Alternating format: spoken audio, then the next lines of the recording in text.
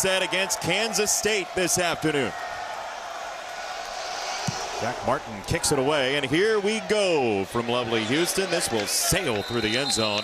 And here come the Wildcats. Avery Johnson, who's been described by his coaches as humble but confident. Not only can the running backs run, the quarterbacks can in this game, too. Yeah, he is one lean, mean, twitchy athlete.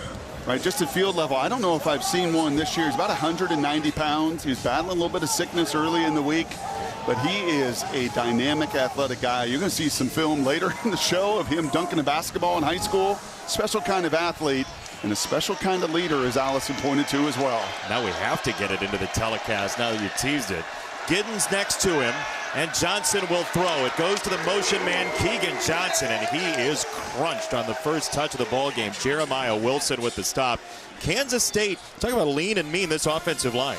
Yeah, Carver Willis just 290 pounds, but runs 77 as well as anybody I've seen. Topped over 17 miles an hour on the field last week, but they average less than 300 pounds, so they're going to move that ball sideline to sideline. You will see all of those skill positions, and at times, two backs, both Edwards and Giddens on the field together. And multiple tight ends for a chunk of the game as well. It's a very deep tight end room for Kansas State. There are two on the far side, Swanson and then Ancio. And here is a handoff for Giddens, and he is met in the hole. He drives the legs forward to the 30-yard line. It'll be third down coming up. That's a fired-up Hershey McLaurin after the play. Yeah, Keith Cooper is a good one, 6'5", nearly 300 pounds. This is a physical front seven. You can ask Utah about it because last week they got after the Utes. Batten in the middle, leads this team in tackles, runs sideline to sideline, former quarterback himself. And watch for Halsey. He is basically another linebacker playing strong safety, physical defense. He's also got 4 interceptions. He is a ball hawk in that secondary. Batten up to the line on third down and 5. He will back off. Johnson looking this way, and he does have the first down for Jaden Jackson. Yeah, this is nice. One of the keys when you watch Avery, it's like a lot of young quarterbacks, the balance in the feet. Matt Wells, former head coach at Texas Tech, consultant last couple years at Oklahoma, really works with him. He's their passing game coordinator, but it all starts from the ground, especially when you're that athletic. Good fundamentals there, and a nice third down conversion. Here's one of those two back sets you were talking about. Dylan Edwards is into the ball game, and he's got it. They string him out wide. Batten is in there. Jamal Morris as well. It's a loss of 1. Yeah, this is a fast-flying crew. Batten can really go 21 miles an hour, in fact, a week ago on the field. And you're going to see him right here. He does a great job of getting around blocks. You can see his speed beats Portier to the spot. And with it, well, a number of Cougars. That's 2 runs that have basically gone for nothing. This is a top 25 overall defense for Houston. It has kept them into this season as a possible bowl team. 2nd and 11 for Avery Johnson. With time to scan, he throws it over the middle, and he's got Johnson. It is a first down. Nice job there, just a 3-man rush. So Houston kind of throwing some different looks at the young quarterback. But that time, Keegan Johnson, the transfer from Iowa, he reads zone, QB reads zone, shows him the numbers, and once again, a first down through the air. Year 2 at Kansas State for Keegan Johnson. Avery Johnson taking over for Will Howard, who you saw earlier today beat Penn State on the road. Avery, a Kansas native, hands it off for Giddens this time. 2nd down coming up. This is one of the best rushing offenses in all of the FBS. The explosive plays, talking to Houston's coaches, they said the explosive plays are flipped from what you normally see. There's a long line of runs. Well, that's what happens when your offensive coordinator and play caller is an O-line coach. And Connor Riley is upstairs in the booth.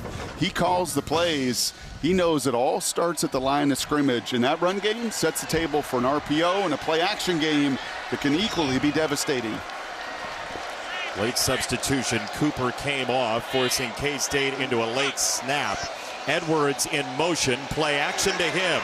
Johnson climbing the pocket. He shakes by 1. He's got the first down and gets out of bounds.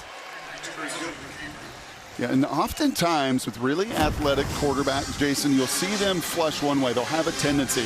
Maybe they'll flush to their right or to their left. But I'll tell you, one of the strengths of Avery is he steps up into that pocket. He don't care that he's 190 pounds and he's slight. He knows if I can pierce a defense by stepping up, number one, it keeps my eyes open to the whole field, and then I can go right and left. Which he did both on that play, as Edwards is the tailback on first down. Edwards does get the edge this time, and he is wrangled out of bounds by Wilson. So Dylan Edwards, one of those guys who, when you play at Kansas State and you're 5'9", people say Darren Sproles. Yes. Right? And then you start returning kicks for touchdowns, and people say Darren Sproles. And then you become a 1-2 punch with DJ Giddens, and defenses say nightmare. Right. That's right. I thought you were going to say Darren Sproles again. 2nd and 7.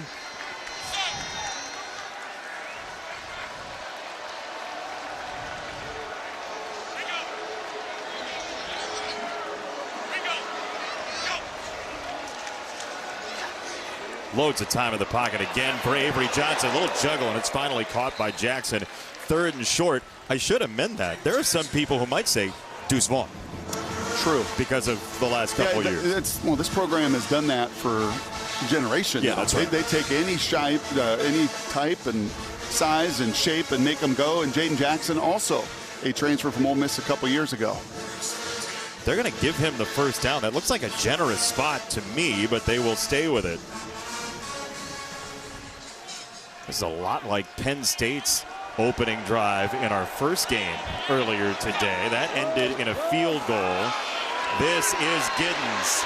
And when he gets to the second level, he is a real danger. And this line's just going to shove him forward into a stalemate. It looks like he'll have another first down. Well, and when you get this kind of movement from guard to guard here, watch this.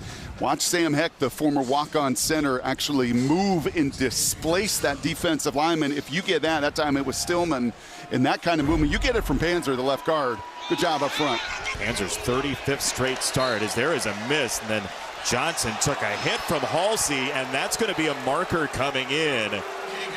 A.J. Halsey put the shoulder into Johnson. Kind of needlessly at first look. And maybe the replay will show us something else, but I told you he's kind of a linebacker, that Halsey. Look at him. He's 215 pounds. Had a game a few years ago as a Lobo with 24 tackles in one game. It's a lot. Personal foul, late hit, number 2, defense. Half the distance to the goal, automatic first down. I think your analysis was spot on. You'll see him right here after the play, just a little slant route. It's a little high, and you just don't need it. Be careful for targeting on that kind of thing, too. I mean, it's not. Yeah, that was no acting job either. I mean, he just knocked him right off his feet. He's going to draw the penalty.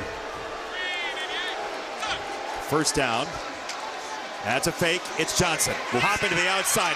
What a cut from a quarterback, and he's down to the 4-yard line. You hear about Giddens and his ability to jump cut. This is jagged. Yeah, and once again, where does he attack? He attacks up the field. After the play action, he doesn't mess around. I go north and south, and then boom, I go east to west. And I do it with just superior quickness.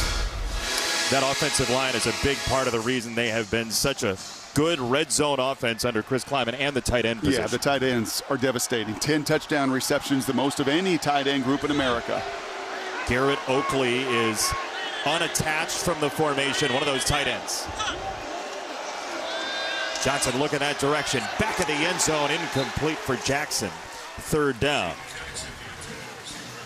Yeah, that's the second one that has sailed a little high, and when Avery misses, that's typically his miss. I think sometimes he can be a little bit upright as a passer and not get over the top and through that throw. His arm or his body? Yeah, just kind of the whole operation, right? Just not, yeah, when he misses high, which can be a little dangerous at times. Play number 14 of the drive. 2 tight ends again. Johnson, end zone, back line. That's incomplete for Brown. There's a hat down, and so a marker comes in. He was the first guy to touch the ball after he left the field of play. Wilson on the coverage.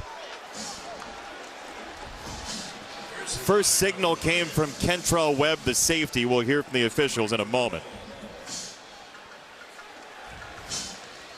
I think it's incomplete anyway, is what the official on the far side is saying. Rich Almiroth. Yeah, he's out of bounds anyway. Jace didn't see that back line too well. There is no foul on the play. The receiver was out of bounds and could not reestablish. Third down. He was never inbounds when he caught it. Nope. So the roommate, he could read him, he could see him. He was just out of the field of play, and he's going to look back at that tape, and it should have been the 11th touchdown to a tight end. He had Will Swanson wide open right in front of him. But that's one thing that Avery will do at times. He will really stick with his roommate, his buddy that he came in with, Jace Brown. Yep. Missed opportunity for the Wildcats. Now got him a win at Colorado. In this case, he's out of the end zone. 23 yards away, Chris Tennant, who had the game winner last week in the Sunflower Showdown against Kansas, and he puts K-State on the board. A nearly 7-minute drive on the first touch for either team after the delay, and Houston will have it next. Fox College football is sponsored by Allstate. You're in good hands. New conference friends. Kansas State and Houston. First meeting ever was last year. DJ Giddens had a couple of touchdowns. Will Howard had 2 incompletions in the game. He was 15 for 17 in Kansas State. A big win, but you feel like with the way these two offenses kind of grind you down to a nub with the run game, this should be a pretty close ball game. I think very different scheme and a good look there at Avery Johnson and Matt Wells, the passing game coordinator, going over the plays, going over what they saw. I bet you they looked at the little tablet and said, you actually had Swanson right over the ball for a touchdown. Just hang on those tight ends a little bit longer, especially in the red zone where they have been such weapons. This will be returnable for Makai Muse, a star wide receiver for them. Gets to the 24-yard line. We'll introduce you to Zeon Chriss and the Houston offense when we come back. Kansas State, a 3-0 lead early.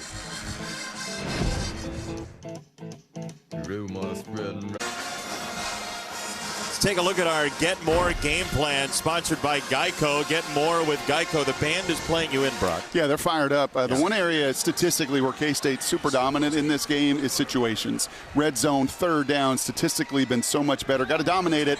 And for Houston, as I said, in my anatomy of an upset, they're going to have to outrun the Wildcats. And in particular, Zeon Chriss, the quarterback who loves to run it anyway. What do you think of the Geckos' pass form? Not bad. Okay, thank you. It's a handoff on first down. Jamarian Burnett the carry. It's the 10th FBS start for Zeon Chriss. He's a transfer from Louisiana. He was the backup until a couple weeks ago, but his run ability has him the job in part. 17 carries a week ago. See how many he gets to today against the Kansas State defense that has that 3-3-5 look that's in vogue in the Big 12. That's a design run very clearly. It'll step outside, and he does end up with a handful of yards. Third down and medium coming up. This offensive line is from everywhere. Yeah, 4 of the 5 starters, Jake Wiley, in fact, a couple different spots, have come from other schools. He's played the most consistent ball. Hunter, the homegrown kid. And then outside, they've got to take some shots. I just want to hear you say, man, Jack, touchdown. I think the country wants to see it. He had 6 of them a year ago, 3 this year, but got to find more opportunities to take shots at number 0. Sounds like a cartoon. It's third down and 6. Zeon Chriss scanning, holding, now running. Chriss dodges for the first down and ends up all the way across the 35. This is going to be a tough one for Austin Romaine eventually to watch on tape tomorrow. Just a 3-man rush, right? Keep him in the pocket as best you can, but the one-on-one right there is going to be some hard tape. They say the eye in the sky doesn't lie, and for Mr. Romaine, just reaching for air. It's tough. Open field like that? Against a tremendous athlete. I mean, Chris can really run. And we had fun with Kevin Barbay, the OC, yesterday. Do you expect to run him as much? Yes, sir. He likes to run. He said he's going to run the ball. Yep. And he has very early. Oh, my goodness. Well, there's your bounce back. Yes. A crisp tackle from the linebacker, Romaine. That's exactly how you shut me up. Okay, you're going to show me fall on my face? You better show me when I shoot that A-gap and I bust right through and I take that freshman out. I don't care he's 220 pounds, run right through that tackle. That's a window into the Kansas State program. That's right. There. A little bit of adversity, get knocked down, you pick yourself up, and most importantly, flush that play. You know you're going to get beat at times, but keep competing, keep responding. With a chip on the shoulder while you're at it. Makai Muse breaks one tackle in the backfield, a second tackle in the backfield. Too many Wildcats. Riley nearly had him the second time. It's a loss of 2. And this Kansas State defense, former walk-on Brendan Mott, sack leader in the Big 12. Yeah, pretty darn impressive as he's built himself up over 6 years. Right behind him, Austin Moore as well, captain of that defense, also a 6-year guy, over 200 career tackles. And then a secondary that can fly around, and you move them all over. VJ Payne, a very aggressive blitzer. And at 6'3", 210 pounds, he is a force. 3rd and long is not a fun down for Houston. It's not a great 3rd down team at all. Chris feeling the pressure, and down he goes. There he is, Brendan Mott. Yeah, and it's all just want to. I mean, you watch so many of these plays, and yeah, he knows how to use his hands and his feet. He does right there with some length right off the jump. And then, well, he's not going to miss that sack. What is that, number 8 now on the season? Put on a show for the former walk-on from Iowa City. He was 5'2" as a freshman in high school. 105 pounds. That means I could tackle him. Well, maybe. Give me one, Brock. One for a season, and eventually I'm going to pick this up. And that didn't seem like a grand idea. Nah, it got hit a little bit earlier, so I think the veteran there. Go, yeah. All right. Here we go. You could have tackled him. Thank you.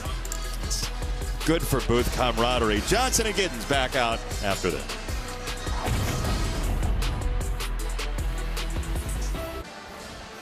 He's a Kansas native. He's from Wichita, Mays High School, the Eagles, and he wore an Eagles football jersey, but also this breakaway ability. Avery Johnson dunk contest stuff. Yeah. Come on. So what kind of hooper were you? Oh, I like to dunk. I think he liked to dunk it more than he liked to shoot it. And when you can jump like that and defy gravity, that can be a fun game to play. Well, he told us he was a better dunker than shooter. Yep. He was very clear about that. But and still loves to play. That I was just about to say. You can see in his eyes when he talks about basketball, he still loves the game.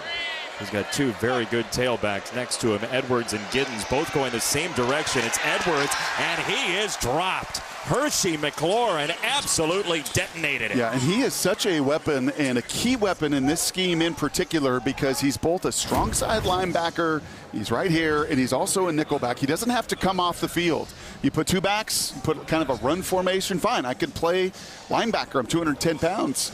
You're going to put 3 receivers. I got to play in space and play in the nickel. Great. Being a positionless guy with that versatility is so key to defense today. He was a 4-year high school starting quarterback. He was the team's basketball MVP as well. McLaurin was.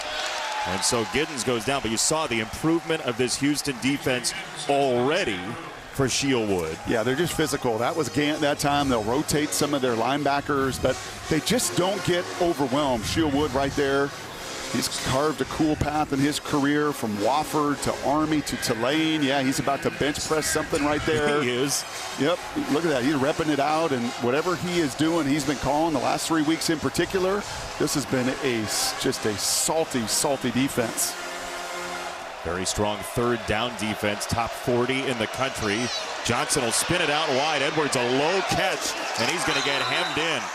That was a salty series. Yep. Kendra Gant again. Well, I think there was a little conversation. You know, you had a delay. You're sitting in your locker room for a while. You let Kansas State really dictate and move that ball, do what they wanted to do on that opening drive. A little different stinger, a little different energy from the Cougars on drive number 2. And here you go. Here's flipping the field. Here's your chance in the special teams game. If you're going to upset this team, don't be neutral. Find a way to win it. Makai Muse has a 75-yard return for a touchdown on a punt earlier this year. The Georgia transfer. This is such a high kick, it won't be returnable, but that's a plus. Flip the field for Houston. Yep. 3 tackles for loss on the drive for Houston's defense. They'll get it back. Fox College Football is sponsored by Pacific Life, creating financial security for nearly 160 years. It turned out to be a special season for Kansas State, but Tulane beat them 17-10. Tulane stopped Kansas State 4 times on 4th down in that game, and Willie Fritz, as we said off the top, knows what he's doing. He just knows how to win games. I think he'd be a great basketball coach, too. You think so? Yeah, I think he would. Of just like, hey, man, if I don't have all the size or the length or the quickness, like find ways, devise schemes to give my guys a chance. He said over and over again with us in his previous stops, do more with less. There's a screen. They run about a quarter of the time screens in their pass game, and Stephon Johnson has this one. Yeah, this is a hard team to screen with 3 down linemen and then basically 8 other people with eyes to the ball. And those guys at the 3rd level, right, those safeties, the extra safety that just fly. And oh, by the way, Mott is pretty good at sniffing those out too. That was the first non-negative play in the last 7 in this game, as the freshman DJ Butler is checked in as the tailback. He's got just 6 carries all year.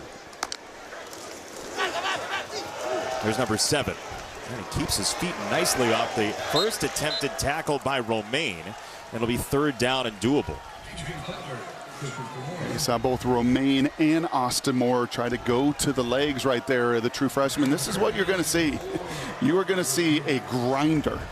Right, the weather kind of fits, I think, the style of this game. It is going to be a wet, windy day. And Houston, anyway, doesn't care. This is the way that they play, the way they beat Utah a week ago. Is just don't go backwards. And, oh, by the way, now at 3rd and 4, more than likely in 4-down territory because they're aggressive on that down as well. And they run a lot on 3rd down, as they will here. It's a power run for the quarterback behind Sanford. And Chris will set up a 4th down and short. And I would imagine you're right here, Brock, that was a play for 2 plays. Yeah, and I know Willie Fritz gives his coordinator the down and distance to get to. You get to this down, you get to this distance to Kevin Barbay and says, we're going to go for it here. And this is exactly the way. 3-0, grinding this game, grinding out these possessions, exactly what Willie Fritz wanted to do this afternoon. Get this game in the second half while it's close and all the pressure falls on the visitors. They might have to set fire to a timeout here, though, because of the substitution pattern. They will get it off. Chris on the roll. He's going to throw it, and he's got Manjack. He is just short. Well, he does an awesome job. Does who, Jason? Manjack. Right there, number 0. This is what K-State does with their tight ends. They go down and act like they're going to block, and he gets that safety, the corner actually, Garber, to stop his feet. Right, 4th and 2. They've not done much of this. This is a run team. They're going to throw it. Manjack sells it with great patience. And an excellent throw with precision from Chris. And Manjack's like, hey, I want Benetti to call my name for 6. He just wants the points, thank you. No glove receiver, right? He's like the Tom Waddle. I don't think he'd wear pads. No elbow pads, no wristbands, no tape, no gloves. You see him shake his head going silently. He's like, come on, man, I was in. Manjack down to the goal line. That's a touchdown. We'll see when we come back. Coach Kleinman, I know they're taking a look at here, to see if that's a touchdown, but what happened defensively? Where's the break? We just dropped coverage, and we can't drop coverage on 3rd and short. I think they're going to struggle to run the ball, so we got to keep our eyes right. But we also have to be able to move the football when they pin us down. That we didn't get a 1st down. There's a pretty stiff wind. Get a good punt, but it only goes to midfield, so we got to win the field position battle a little bit better. Thanks, Coach. You bet. Well, Chris Klieman, thank you for that. In between quarters, we'll go back as they've looked at this, and they say the play stands, Brock. This is really close. I'd be curious what they see. It must have been the left shin, possibly. But this has been the area they struggled, in fact, did a week ago. Donovan Smith is in to play quarterback for this play, and he will keep, and he will fire in for the touchdown.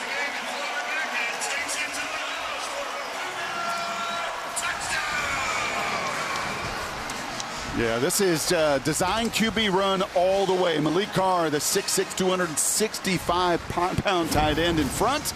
Donovan Smith, 6'5", 235. The key block right there from the big tight end just uses enough force and then the power in Smith. Said we'd see him in short yardage goal line. Got stuffed down there a week ago. Did not get stuffed this afternoon. Well, we've seen it in the NFL with Clayton Tune, the former Houston Cougar, doing it for Arizona in the NFL. So they bring in Donovan Smith for their own quarterback package here. But Malik Carr, you mentioned, a former basketball player, big dude, but Manjack wants his score, and it was really, really close. That's tough. Yep.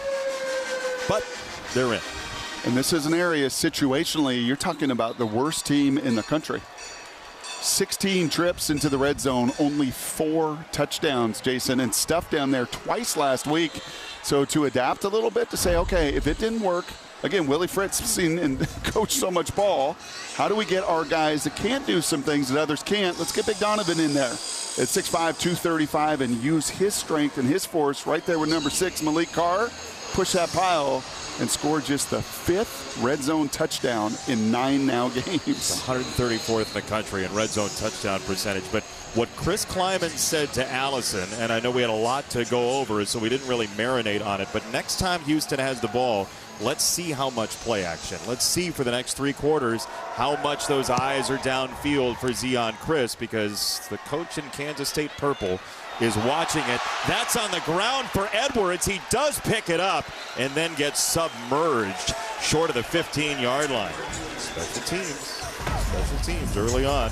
Houston's favor right now. Blackout games historically for the Cougars. This is against Lamar Jackson and Louisville all the way back in 2016 in the American Conference, 36-10. Remember that game? That was just I think they sacked him 8 times. Yes, and it changed the fortunes of Louisville that year. Marcus Jones in 2021. Here the Manjack tip to Stephon Johnson. Hail Mary touchdown. One of the most memorable moments for this program. Although Hail Marys are in vogue now. They had the one for college football last year. Now Kansas State with rough field position from the 15 officially. And that ball is tipped and incomplete. Keith Cooper, one of the transfers from Tulane with Willie Fritz. Yeah, you can ask Rocco Becht what a pain this guy was for him in that Iowa State game. About 3 different times he got right into the face of the quarterback and really impacted the throwing lanes, made it hard. And Cooper's an NFL guy, 6'5", 280, one of 2 that came over from Tulane on this defense as a starter. Webb, the safety, the other. He tasted victory. He beat K-State 2 weeks ago, or 2 years ago, in a big knockdown there. Second down, Giddens the tailback, and he is ridden backward. McLaurin was in there first. And you said it, salty is the word for this Houston defense the last 2 touches for K-State. Yeah, a little bit like Indiana, to be honest with you. Indiana brought in a lot of productive players, as you see, unfortunately, Allen coming off the field with what looks like a hand injury. But a lot of size, a lot of strength, a lot of experience, and as the year has gone on, they're now playing collectively, defensively, so much better.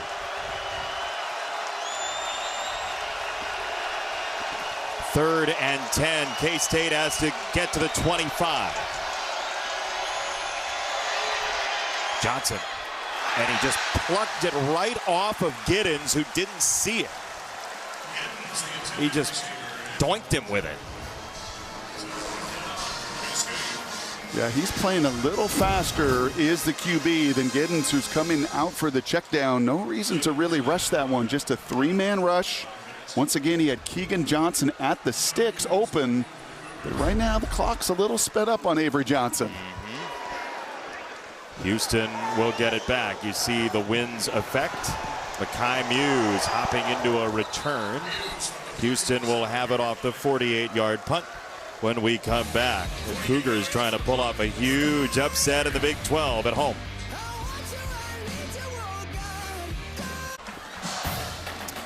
Welcome back to Fox College Football, sponsored by Geico. Get more with Geico. There was more to be had here on that 3rd down, Jason. This is now twice where the young quarterback's eyes just kind of escape him. Okay, little switch release here, and look, he quickly gets to the check down, but you're going to see Keegan Johnson, number 10, right there, right at the sticks. He's running right to the sticks into the zone. Eyes in the wrong place, too quick to the check down. See what the adjustment looks like. next time they have the ball. This run is met with force. Sanford's run will get him nothing. Second down coming up. I can promise you these running backs like Sanford, the freshman Burnett, Zion Chris, still a young quarterback. Look at the play pre-snap, Jason. And I love this shot right here with Skycam. And they look at it and go, gosh, there's space to go. There's space to run. Look at all these bubbles. There's only 3 down linemen. Right, look at, and there's 2 safeties. And then all of a sudden at the snap, that play changes so dramatically as bodies fly to the football. Low snap, second down throw. He does put it over the top for Sanford to set up third down, and we'll see what Joe Klanderman does here. He does tend to blitz quite a bit, as Lance Leipold said this week. Yeah, and he likes to be aggressive on this down and distance, and he really trusts the speed he has at the second and third level. But this is going to be a little feeling out game for Klanderman and Kleiman. This goes back to those years of playing against Willie Fritz at Sam Houston State and those battles they've had together. They know the guy on the other side is going to call and play the game to the way and to the actions on the field. Not just to their script. They're going to adjust to play the game to win. And as I said, Willie Fritz has done a lot of it. Loaded box here. They'll back off. Still rush 5. Another throw over the top. He dropped it in for Williams. Devin Williams to the ground to gain a 32. Well, a nice job by this offensive line of giving the quarterback. Look at the air between him and the line of scrimmage. Plenty of time to throw that deep ball to cut the wind. And this team is not one that throws it down the field very much. I mean, 20-plus yard passes, one of the fewest in college football, but I think you see some confidence from Neon Zion, and touchdown passes will do that for you. Fewer than 20 all season coming in, deep balls of 20-plus, 19 on the way into this game. Burnett on the run, and he is absolutely smothered by Jordan Riley, the senior out of the state of Maryland. Yeah, we see it with Iowa State. Bo Freeler, one of the leading tacklers in the country, plays the same spot that Jordan Riley does. And that is coming out of center field, that extra safety on the field. The guys up front, like Romaine, clean it up. And then Riley, number 6, so often the unblocked defender. And they fly to the football, man. They do not decelerate at the point of contact. Kind of the second line of wide receivers in. Jonah Wilson, the freshman from here in Houston, has checked in. That's Muse on the orbit motion this time. Chris throws away from that. There is the freshman Wilson, and he is inside the 10. I think Zion had 6 completions the entire game last week. Yep. This time, just a little hitch route. I mean, we're seeing stuff you didn't see a week ago. And Klanderman talked to us about that. I don't really know what the identity is. They seem to really want to run it. Chris really likes to use his legs. 17 rushes a week ago. But a change-up today as Kevin Barbe, the coordinator, really trusting Chris to throw it, to push it down the field, to a whole bunch of success so far. See if there's pressure from the far side coming here. There is, and Chris is hit. He breaks the tackle and then finally goes down. VJ Payne was there first, but Austin Moore cleaned it up. Yeah, you're going to see Payne. He is a pain to quarterbacks because he plays that safety spot, but then he does this a ton. In fact, the final 7 snaps a week ago against the Jayhawks, he blitzed 4 times. Yeah. And on the final play, well, he too did it at 21 miles an hour, which is flying. He disrupts the play, and as he said, Moore cleans it up. That's almost too fast for a school zone by a person. Second and goal. Sanford on the flip. Man jack for Chris, and he's down to the 6. Okay, so there's stuff we haven't seen, and then there's that from Houston, Yeah. which has really struggled in this area. Again, 25% was 4 of 16. 1 for 1 on the first drive. Now in a favorable position yet again here.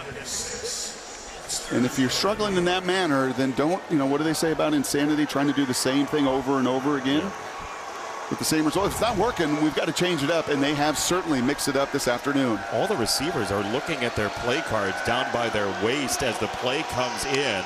Third down and goal for Chris. Clean pocket. He'll climb that pocket, try to burrow through it, and Chris turning his back. Now a decision for Willie Fritz that's probably a field goal, but could you argue for going for this here? That's got to be a field goal. Sure? Yes. You pay off this drive. Okay. You go up a touchdown. You've watched your defense play really good the last 2 drives, and watching a young quarterback on the other side and some elements and some wind. No, you go up by 7 here. I get it. 22 yards from Martin, who had the game winner at the Horn against Utah last week.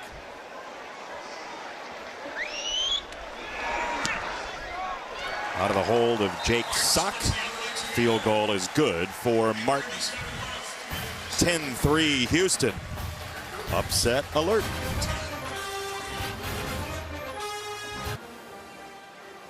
Want to see this week's top 25? Just tell Siri. Show me the college football rankings. And just like that, here they are. College football rankings and the college football playoff rankings coming out for the first time this week. But Ohio State, Penn State, what a game earlier on. And there's some interested eyes in Avery Johnson to that game. Allison Williams. What about that after the kick?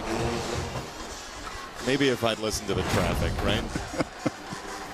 I was like, I think we have time. Just produce it on the fly. Don't worry about it. Don't worry about me.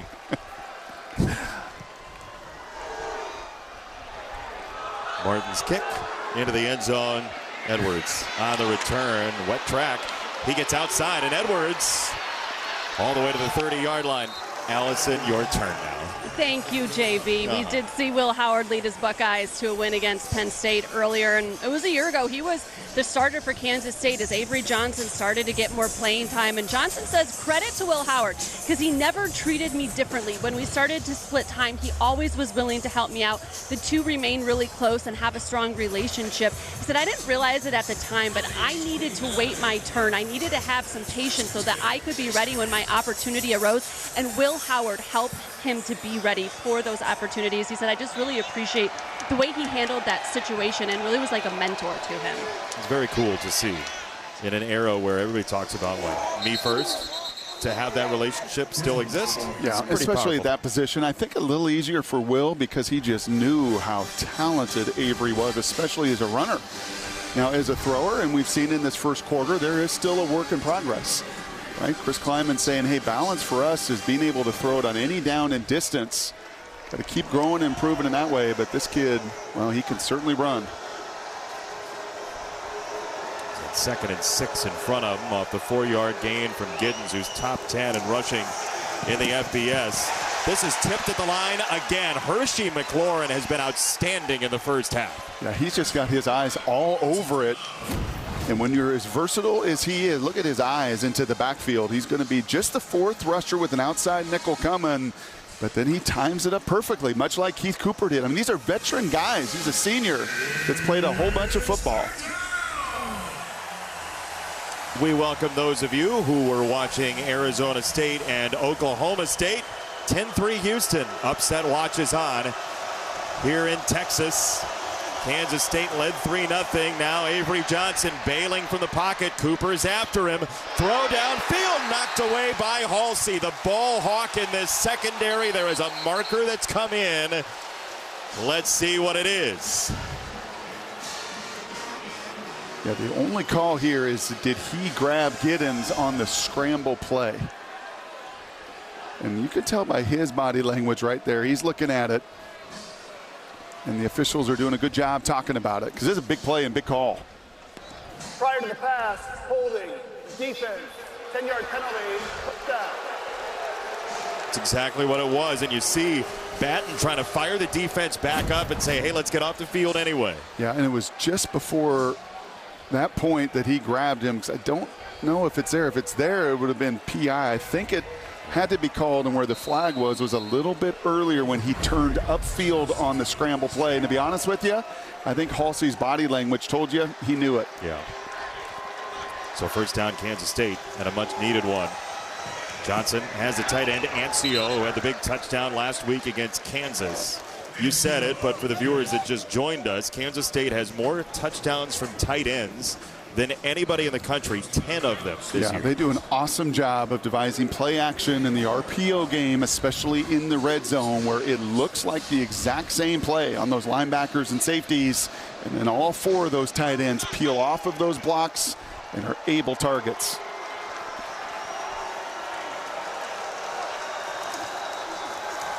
2nd and 7. Giddens patient, trying to drag tacklers, and somehow has enough momentum, even though Carlos Allen had him by the waist, to get to around midfield. Yeah, I think you can see, Jason, you're just not blowing Houston off the ball. Right. This is not what the Wildcats did to Colorado in their big win. I mean, there's Carlos Allen at 300 pounds, and he can anchor the transfer from Kennesaw State. 295, 295, active linebackers. This is not an easy front to run against. Just 2.8 yards a rush here through the first quarter and a half. For the season, they've been averaging nearly 7 yards per play overall. 3rd down for Johnson. Loads of time. Now the clock speeds up. He rolls, he sets and throws, and he's got it on the sideline to Jace Brown for a Kansas State 1st down. Well, this is why you practice. This was one of the focal points for Matt Wells with his young quarterback, is getting your eyes to the boundary. When we asked Avery this week, what are some fundamental things you're working on over the course of the season? It was that.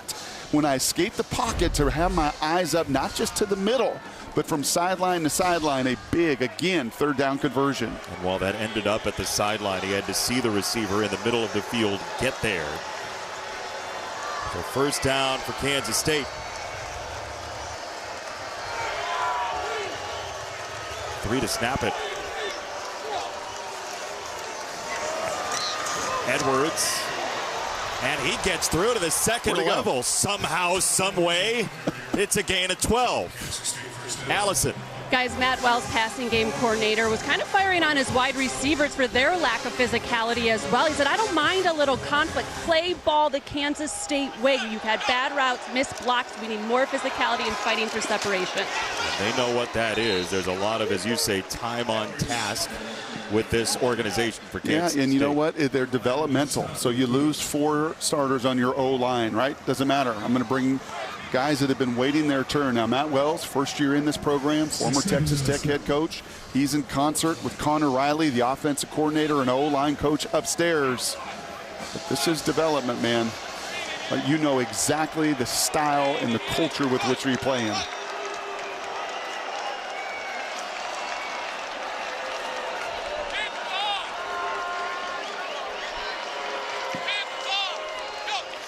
Second and 7. Edwards again hits the crease and gets taken down across the 25-yard line.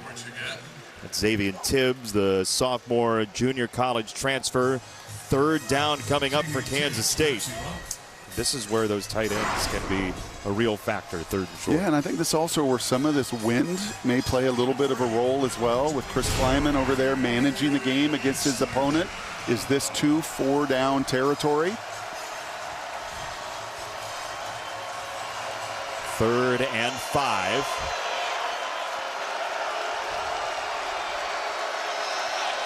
It's Brown in motion. Giddens, the tailback, is met and dropped by Jamal Morris. It's a gain of 2. Look at that. These two look like rams, you know, when they got the horns and they just run right into each other. Watch this collision and watch the snapback in the helmet of both of them. Boom! Like a locking horns right there, and that call told me you had 2 downs to get 5 yards. And Absolutely, right? Yeah, and Jamal Morris says, bring it.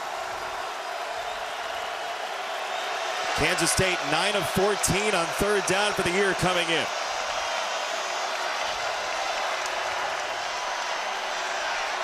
Johnson flat-footed. He does have the 1st down for the tight end, Garrett Oakley, inside the red zone. Well, this has been Houston's plan now. That's about the 3rd or 4th time we've seen them drop 8 and really challenge Avery Johnson to have patience. Look at the protection. Only 3 Cougars are rushing. And as you said, flat-footed in the pocket. They will blow it dead. The marker is down. False start. Offense number 71. 5-yard penalty. 1st down. Left tackle Kilty. One of the things that I love doing is listening to John Smoltz. World Series just ended. And, yeah, the transfer from North Dakota didn't like that false start. But Smoltz does such a great job of getting into the heads of the pitcher and the hitter. It's the same thing with Chris Kleiman and Willie Fritz. And these play callers, right? And, okay, how are they going to call it? How do I call this possession? I'm at a 3rd and 5 with someone. Let me make sure I let the guys know it's 4-down territory to manage the game like you manage really the pitch selection. Fake the pitch there for Edwards. He'll now dump it down on a check down, and Edwards hops out of bounds. So what does Chris Klieman think that Willie Fritz is thinking about the remainder of this first half? Yeah, both of these very experienced coaches know this is going to be a 4-quarter game. There's going to be no gimmies. The way that Willie Fritz's crew is calling it, rushing 3, dropping 8, keeping all the explosive play reel off of the field, like we're going to have to earn this thing through execution over 60 minutes. Fast-moving first half so far. Edwards again on the accelerator this time, and he is turned aside. Not a whole lot of missed tackles in this game so far for Houston. The Cougars have been very sound defensively, not unexpectedly. You make the baseball reference, they have Timmy Trumpet playing. So Edwin Diaz will come out of the bullpen when we come back. 10-3 Houston at the 2-minute timeout.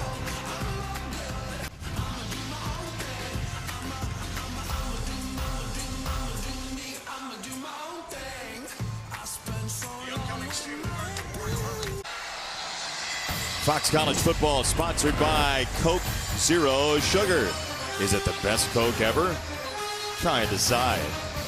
Last time Kansas State was here in Houston was in the Texas Bowl against LSU. 42-20 the final score. The first bowl win under Chris Klieman, and a bunch of guys still on the roster had the chance to practice all week here, and we'll see if that comes into play with Tennant, the kicker, who has kicked here before. For now, a 3rd down to deal with for Kansas State. Keep an eye on those tight ends. 3 receivers on the field doesn't mean you still can't find the big-bodied receiver at playing tight end. And it's hard with K-State because they got 4 of them, and they all kind of look similar. They're all about 6'5". That time Oakley was on the field, but all been difference makers for Avery in the red zone. It's timeout Houston. Don't forget, coming up at halftime, our State Farm halftime show, Ohio's statement. You see what that is. It's one of those before and after puzzles. Georgia struggling a little bit with Florida at halftime, and then I don't know who's going to beat Dan Lanning's Oregon crew. Yeah, we have seen them on the road up in Michigan. Just so many dynamic players. And they can run it and they can throw it, and Gabriel has just been the maestro, kind of like Bo Nix was for him a season ago. A different look, lefty quarterback versus a righty, maybe some more deep shots. Tez Johnson has really come into his own, but that's a scary team right now. Defensive struggles so far.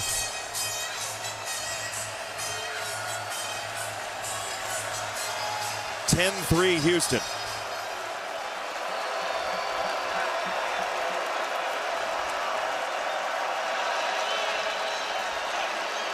Avery Johnson throws it this side. He's got it to Jackson, and he has a 1st and goal for Kansas State.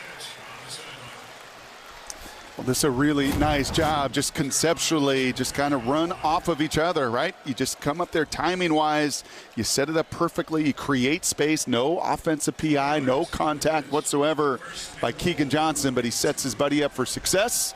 And Jaden Jackson with the reception and the toe dancing to move the sticks. Now 2 tight ends are in, Ancio and Swanson. Giddens picks his way and gets in. Touchdown.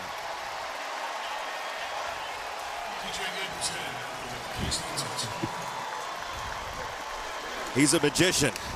Yeah, he feels it, and just watch these guys play some maul ball. They're just mauling. Just at the point of attack right here, doing what I can to wash it down. The big left guard, Panzer, pulls around, and then just the feel. There's just running backs and the good ones that know right where they are, right where they need to be, finding the tying touchdown. It's another 14-play drive for Kansas State. Tough hold, and it is blocked. It's blocked by McCutcheon. And so eventually, when this hits the ground, as Tennant gets ripped to the turf, Houston keeps the lead.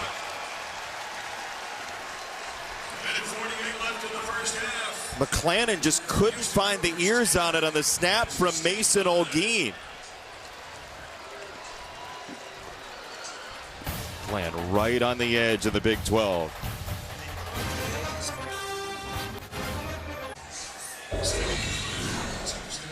(10-9). Kansas State gets in with Giddens, but then the extra point gets blocked, and so suddenly it's a 1-point game. 14-play drive. Kansas State has run 15 more plays than Houston. Time now for our Pacific Life game summary, sponsored by Pacific Life, creating financial security for nearly 160 years. We've had enough rain, but we figured we'd have to splash anyway. Zeon, Chris, perfect so far. Yeah, that just 6 completions the entire game against Utah a week ago, and I don't think Kansas State expected them to open it up and push the ball down the field. We saw the little Philly special as well with Manjack throwing it, nearly catching a touchdown, and just a grind. I mean, you're earning, both sides having to earn every yard. Certainly K-State is on the ground. 3 timeouts for Kansas State. Chris will run this, and he'll pick up 3.5. So do you call timeouts if you're Chris Klieman here? Again, this is a little bit of that just chess match back and forth, right, of just managing this game. If you're Houston, this is absolutely the right thing you do. Get this thing to halftime with the lead, and you get the ball to begin the second half. I think maybe depending on this play right here, if you can stop them and put them in a 3rd and long situation, I think you do call timeout if you're K-State. Chris will wait. Use the motion man. He did run it all the way down. It's Butler, the tailback, and he skates to the outside, and then some. DJ Butler. Now Houston has 2 timeouts, and they can play with it. And look at Makai Muse, the little guy, the receiver, come in motion right here, and he's going to be the lead block. You talked about on the other side, those K-State receivers being physical at the point of attack. He does just enough on Siegel, and a little bit of burst out of the true freshman running back. Moving under 50 seconds. Chris still perfect. There's Butler one more time. Austin Moore, the hit. And 41 is everywhere. He has seen so much ball through the years. 6'1", 220 pounds, former walk-on. Have you heard that story before out of Manhattan? Yeah. Self-built, self-made. Great reader of plays, right? And just a guy that sets everybody else up and is able to do it, not by the size, but by the mind. Look at him pointing out the play. Second down, pressure coming, weak side, and a big hit. Ball is out. Let's see. There's a fight for it, and it is Kansas State football. Purnell got down there. The hit from Toby Osunsami. Wow. That is now the second time Chris got away with it down in the red zone. Remember? The free blitzer came and Payne missed him. There's going to be no missing off the edge right here. Chris thinks he is protected. He's got the numbers for it, but there is that elite speed and burst from Osunsami, and then the rest of the crew and Purnell, Johnny on the spot. Wow. That's stealing a possession right there. We talked about that in the open. Can you steal? Which side can Houston steal a possession? That is a big one here with 38 to play. So now Kansas State, all 3 timeouts, short field, 48 yards to go, or at least field goal range for Tennant. Avery Johnson on the roll. He will throw, and he's got it for Johnson. Keegan Johnson just outside the 20. And once again, just putting practice into play. Those eyes down the field. Avery can run it. He could have easily scrambled to run right there, but he had a little more experience. Slowed the clock down. His buddy Johnson works with him. And now in prime position with all 3 timeouts. Everything in the playbook still open to you. See what they choose out of it. 5 wide receivers, including a tight end down there. This is too high. Incomplete.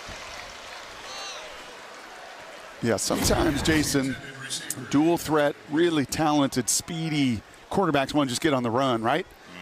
I think we've seen here, certainly over the last few weeks, really all season long, lots of maturity, a lot of poise, And he is looking to spray it all over the field and not just rely on the ace he has in the deck, which is that elite speed.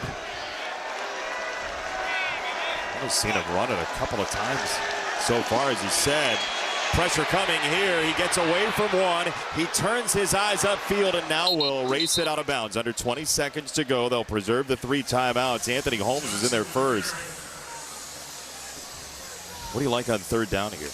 I think you've got to be very careful with the football here. Right? Make sure you've got a kicker that kicked a game winner for you. I know you botched the snap on the PAT, but if you're Avery here, there's no reason to force that ball if it's not there. And in fact, if it's not, I'd like to see him use that elite burst. On 3rd and 9. Nice pickup by Giddens. Johnson gets outside and put it right on the hands of Oakley. That was a flat-out dart, and they'll use one of the timeouts. Man. That thing, I think I heard that thing sizzling. We're close here with this press box, the closest we've been all season. And once again, just extending the play. 14-yard just dart, which you call perfectly, knows where the pressure's coming from. And that is an advantage, Jason, when you're a right-handed QB running to your left. If you get those hips turned, you can throw that BB just like that between the 8 and the 6 of Oakley. But that's why they talk about his technique once he's out of the pocket, right? That's the type of play while you work on that during the week. Yep. And so many of these young quarterbacks do. They got trainers. He started with his in 5th or 6th grade out there in Wichita. Same guy that he's been working with. And, you know, back in the day, 30 years ago, and even climbing, I was holding the ball in pregame, and he's like, sure wish I was playing a statue like you, you know? Like, thanks, Chris. Yeah. But back in our day, it was like, yeah, 3-step, 5-step, 7-step. Like if you threw 100 passes, like 99 of them were in rhythm. The QBs today, these young dual threat guys, they practice that constantly outside the pocket, the movement, because they know improvising and throwing on the run is such a key to the game today. Timeout Houston. They'll have one remaining. We'll see what Houston dials up defensively. First, tomorrow, huge NFL doubleheader on Fox. First, Dak and the Cowboys take on the Falcons or other regional action. Then, America's Game of the Week, Jared Goff and the Lions are getting hot. They take on Jordan Love and the Packers or the Rams, the Seahawks. Check your local listings for the games in your area. That's on tomorrow on Fox. Speaking of a guy that can, well, almost every quarterback on that promo can throw from different arm slots and different movement, but Jordan Love, obviously some background here with Matt Wells at Utah State together. Matthew Stafford, still one of the most elite arms in the game. And for D coordinators like Shield Wood, it's like, oh man, devise a great scheme. I get pressure on these guys. But that escapability and creativity never been better at the position. 13 seconds left. It's a 1st and goal for Kansas State. They have a lot of options here with 2 timeouts. Out of the empty set. This way. Oh, comeback and turn of the shoulders by Keegan Johnson for the touchdown. So what happens when you've got more tight ends that have got more touchdowns in the red zone than anybody in America? Well, logistically, you put enough bodies to stop them, and you leave this, a one-on-one. And just a throwback, back shoulder, little fade here, a one-on-one situation. My guy's better than your guy. And put it right there in a spot there on that back hip. Well done for Keegan with his first touchdown reception of the season.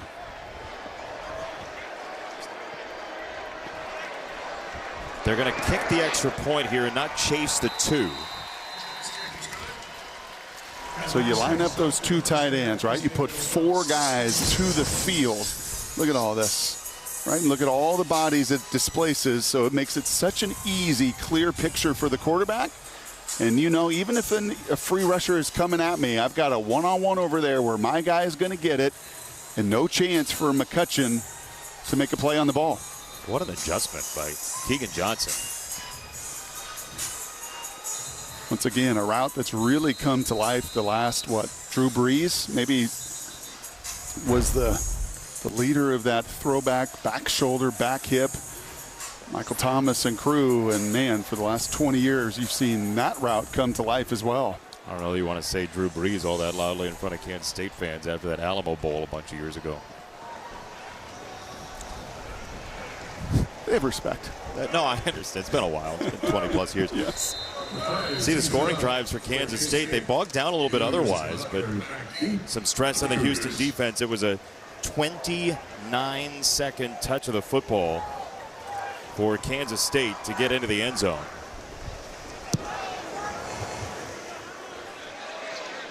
This is a touchback.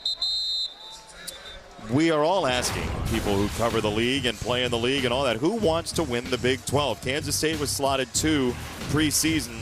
Total upheaval in the league. Yeah, they're the only one out of the top 5 that have a chance to win this Big 12.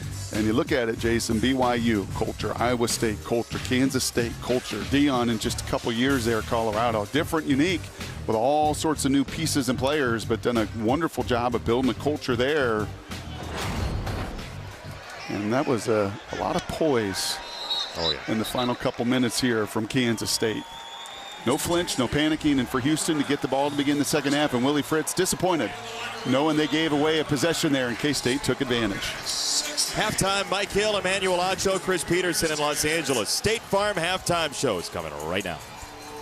Yeah, K-State looking for an 8-1 start for the first time since 2012, a half away from doing so. As we welcome you inside our LA studios in the State Farm Halftime Show. I am Mike Hill, Emmanuel Acho, and Chris Peterson. Hey, Houston in control for much of this half, but one thing you cannot do to a team like Kansas State, or for a team like Kansas State, is turn the football over, and that's what Houston did. Critical error. You can do it, especially if you're trying to pull off an upset, but what I love about Kansas State is the resiliency in finding a way to win. Games like these in November, Coach, you know they are tough, because Kansas State is trying not to look ahead, but they understand what is waiting for them at the end of the season if they can continue to win and win and win. It's very hard to keep these collegiate athletes composed towards the end of November as you start to get into the season. Very proud of what Kansas State's doing today.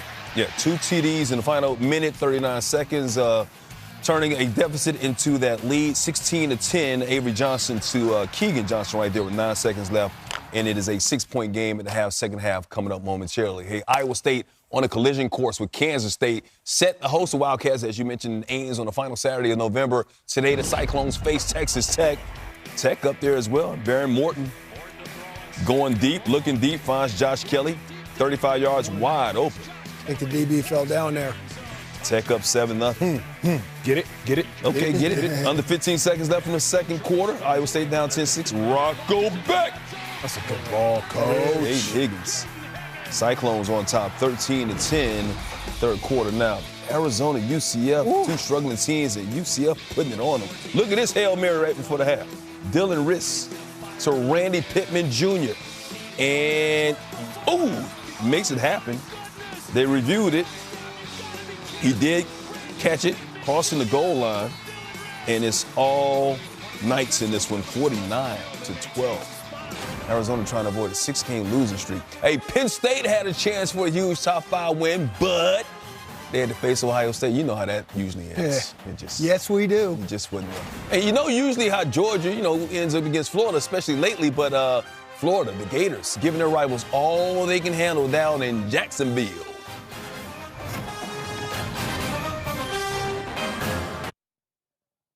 Welcome back to the State Farm Fox College Football Halftime Show.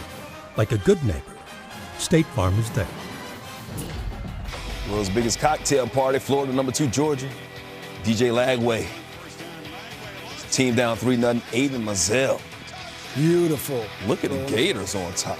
7-3, but issues here. Of course, Florida already without Graham Mertz. And then Lagway goes down.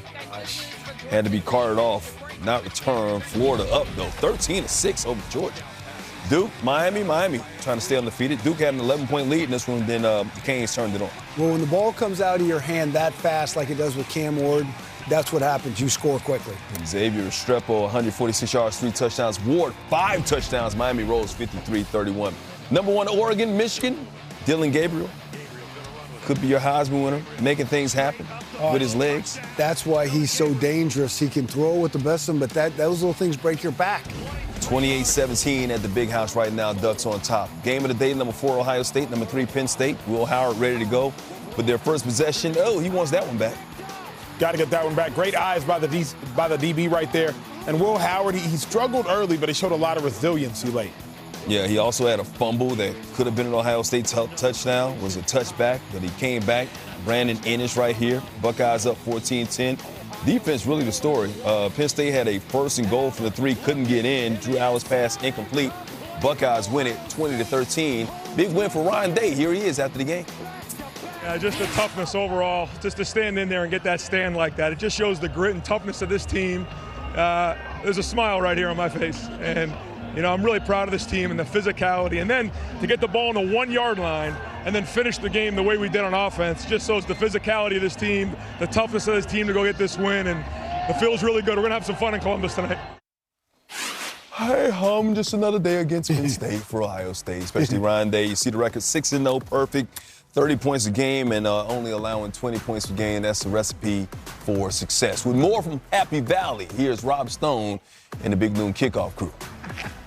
A Beaver Stadium record, 111,030 witnessed James Franklin suffer his 11th straight top 5 defeat. The Buckeyes go to 1-1 in top 5 games.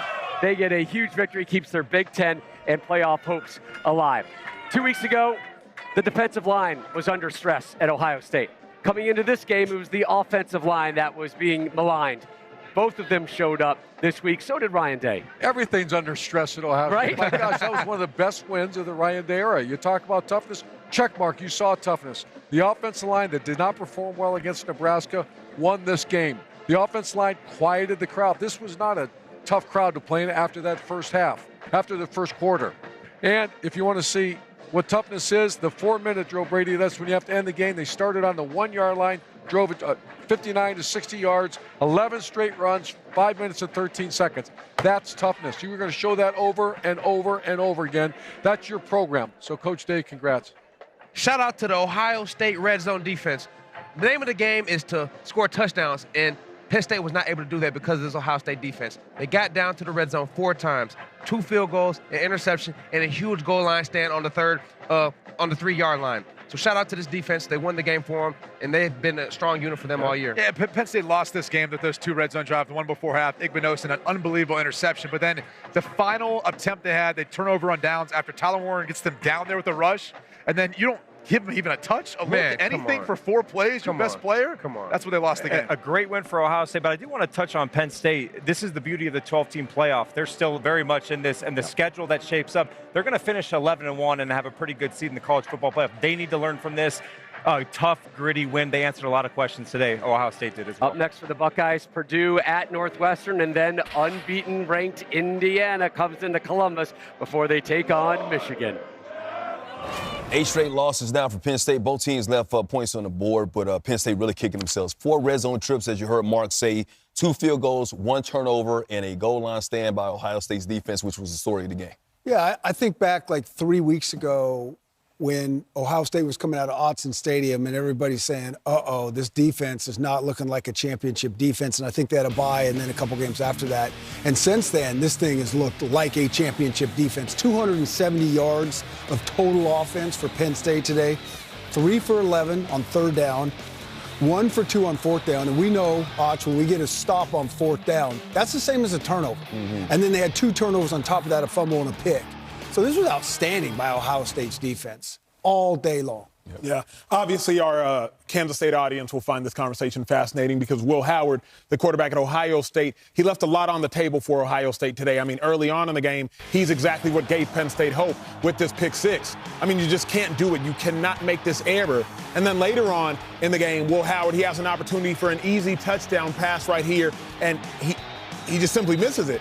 Later on in the game, he's running into the end zone, and he fumbles. I mean, you're talking about 14 to 21 points that Will Howard single-handedly left on the board. Now, because of Chip Kelly, because of the phenomenal offensive minds along with offensive talent, Ohio State still won. Also because of that defense, but all of the pressure of Ohio State and the shoe will fall on the shoulders of 18. He was one of the most highly touted transfers. Obviously, Kansas State fans, they saw him leave.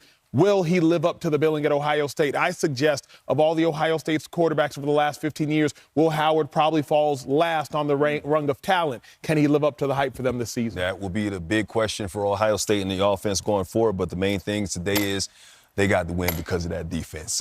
Meanwhile, Indiana got his quarterback back from injury just in time for a matchup at Michigan State.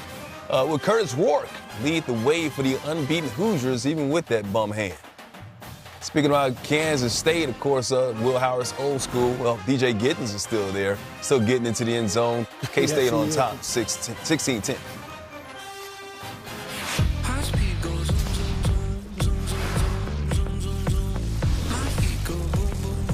Walking away from you.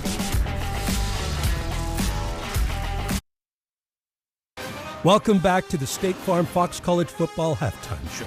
Like a good neighbor, State Farm is there. Indiana, yet to trail this year until the game against Michigan State. Curt Cignetti, Google him. They were down in this game early, 10-0, but back comes Curtis Rourke, who was back. He is good. Is Indiana for real, for real? It looks like it. Ask Michigan State. They're up 33-10 right now. UCLA playing much better right now. Much better. At Nebraska, Dylan Raiola. Tough first half. Picked off by Kane Madrano. 38-yard pick six. Oh, look at that. Impressive. Yeah, don't roll over. Look at UCLA on top. 27-14 going into the fourth quarter. Minnesota, Illinois. Entertaining game. Max Brosmer, Jameson Gears, 1-yard touchdown. 22-17. Luke Altmaier trying to bring his team back down 8, but even though he was in Minnesota territory. 4 in a row. Row that boat. Row the boat. Row the boat. P.J. Fleck, Gophers win at 25-17. Ole Miss, Arkansas, what a day for Jackson Dart. It wasn't ever. 6 touchdowns on the day. 515 passing yards. Ole Miss record for both passing yards and CD throws. 63-31 for Ole Miss. Donovan Smith, the former starter, getting into the game and making things happen. See if Houston can make a run in the second half. Coming up.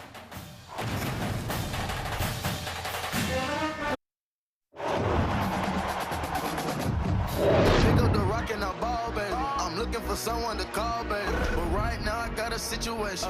Never old Ben Franklin. Big rings, champagne. My life is like a ball game. But instead I'm in a trap though. Pot so big, call it Super Bowl. Super Bowl,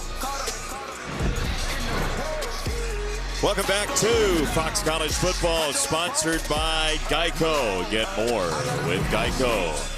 A driving rain greets us here in Houston, Texas, and your halftime stats, those 3 sacks have been enormous for Kansas State because one of them was a strip sack of Zeon Chriss that really flipped this game. Yeah, we were kind of talking about the game management and what do you do here, and Houston just be content to run it out, and then that happened.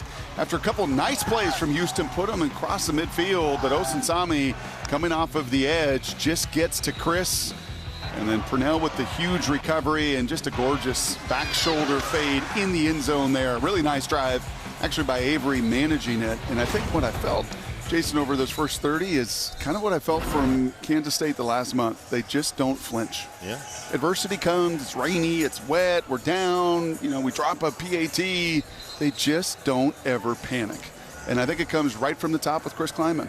How much of that is them all knowing each other? Not all of them, right? There's some new pieces, but there are a lot of guys who played together. Yeah, it's that culture piece we talked about that we have felt and seen play out in the Big 12 this year. There's some new coaches, there's some new pieces, but right at the top are guys that have been there for some time developing just that time on task together.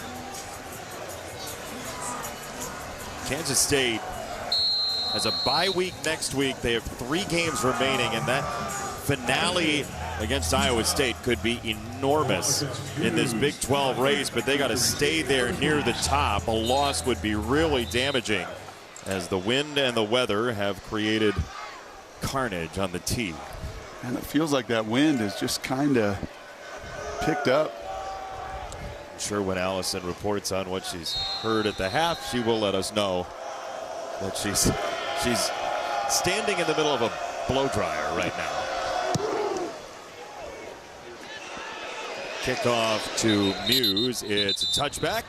And we will check in with Allison Williams. Hi, in Allison. the wind and the rain, as you guys said, it's definitely starting to come down here to start the second half. I talked to Kansas State's Chris Klieman. He called his tackling in that first half ridiculous. He said we absolutely have to be better defensively tackling. Offensively, he said it all starts with identifying the pressure correctly. When we've done that, we've been able to run the ball, make some completions. When we haven't is when we struggled. And I asked who that's on. He said everybody. It's getting the correct call from upstairs, and it's also our offensive line on picking it up. Have you ever had a coach tell you his tackling was ridiculous, Allison? I think that may be a first. This weather's a little ridiculous, too.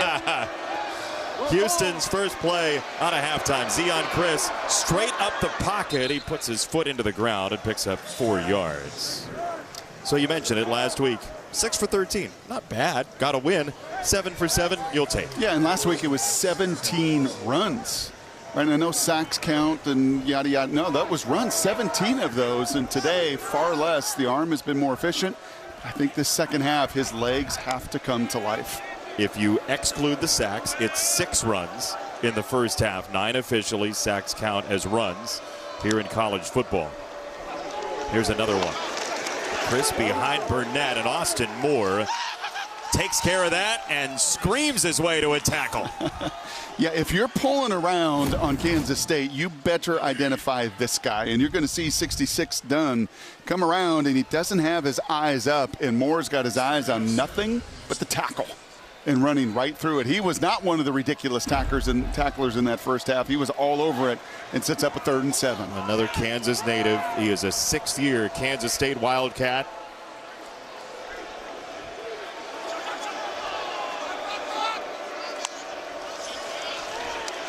Purnell showing pressure. He's picked up. They didn't get Jordan Riley, though. It's a sack for Kansas State.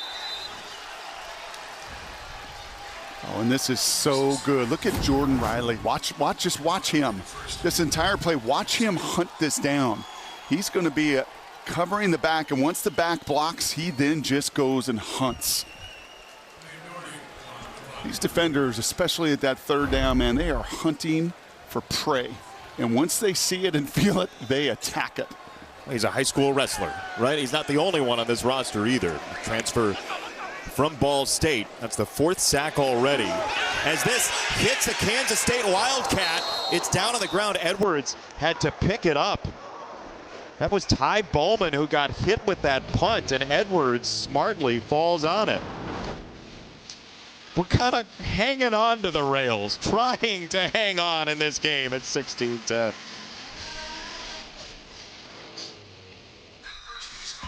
Fox College Football is sponsored by today's military. Their success tomorrow begins with your support today. Military Appreciation Day here in Houston. Cougars' opening drive of the second half went for naught. Kansas State was quiet the first 3 possessions in terms of the end zone. Then they found their way. Yeah, you can see the difference. If you just get that first down, you hear that all the time from coordinators. It just starts the engine. Both running backs are in. This is Edwards running behind Giddens with a big block from Giddens with the shoulder in. It's a gain of 11. Yeah, nice job here. It's not just those 5 linemen that are blocking. If you're going to play at Kansas State, you're going to block a receiver, you're going to block a running back. You mentioned it, 31 coming through the hole as well and right through the body of McCutcheon in the corner. He looked like he enjoyed it too. Some tailbacks block but don't seem to enjoy it. He did. Going to punish those that try to punish him. Fake it to Giddens. Johnson to Giddens. That's where you want to take the check down, right? There were a couple misses. Yes. Yeah, you give yourself time. You're looking down the field. Excellent coverage deep down the field. This is not a team that throws a lot of shots. We talked about that with Houston on the other side, but just 26 attempts over 20 yards for Matt Wells and Connor Riley upstairs. They don't push the ball down the field. Much more methodical in their operation. Yeah, Riley is upstairs calling the plays. In his first year as the play caller, taking over for Colin Klein. And doing a heck of a job of it, too.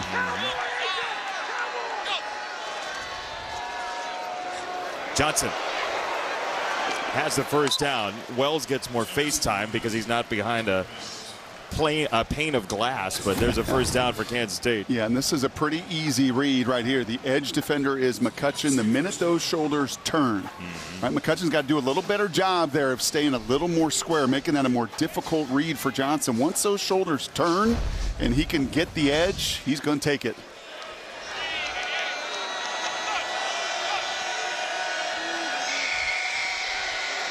Two long drives in the first half, as you saw the drive chart. Giddens strung out to the outside. He'll try and get upfield. He turns it into no gain. There's not much there. Cooper and Batten together on the tackle. Michael Batten, whose story is, I mean, wild. He took a year off outside of high school. He then shows up at community college where he's a quarterback after a year as a wide receiver at Houston Christian. And, you know, he told us, he was like, my life kind of fell apart. The year that I was out of high school, I was away from football. I fell out of love with the game and then found it again. And he has become an awesome player for this Houston team defensively. What a blitz pickup. Oakley on the receiving end of it, but this is just colossal contact. Well, we saw him. Did we see Giddens go through the hole? And then there's running backs that likewise, Jason, like blitz pickup, and then there's some that love it. And you know what's great about that? He didn't stand over him. He didn't have to humiliate him. He did that through the contact itself. You could learn something from that. From production meetings. 3rd and 1. Giddens at tailback. See if they feed him here. It's Johnson instead. He's going to try to get to the outside, and this is just an awful play for Kansas State because it affects their decision-making here as well. It's a loss of 5. Well, and it was an awesome job by those edges. Now watch this. Look at the shoulders here on this zone read and the difference. When you stay square, you make it a whole lot harder on that decision-making process, and then you actually get yourself off the field with the negative play created. Well done there on a huge 3rd down from that defense. Tennett's long is 51. That was the game winner against Kansas that tied his career high. This is from 53 and could really flip the field or give Kansas State a 2-score lead. Another bad snap and exchange, and McClanahan has to run for it. He lost his hat. McCutcheon absolutely changes this ball game. Twice now. These are the details that the boys from Manhattan are usually on top of. But not this afternoon, not in this wind, not in this rain, and it gives Houston some life.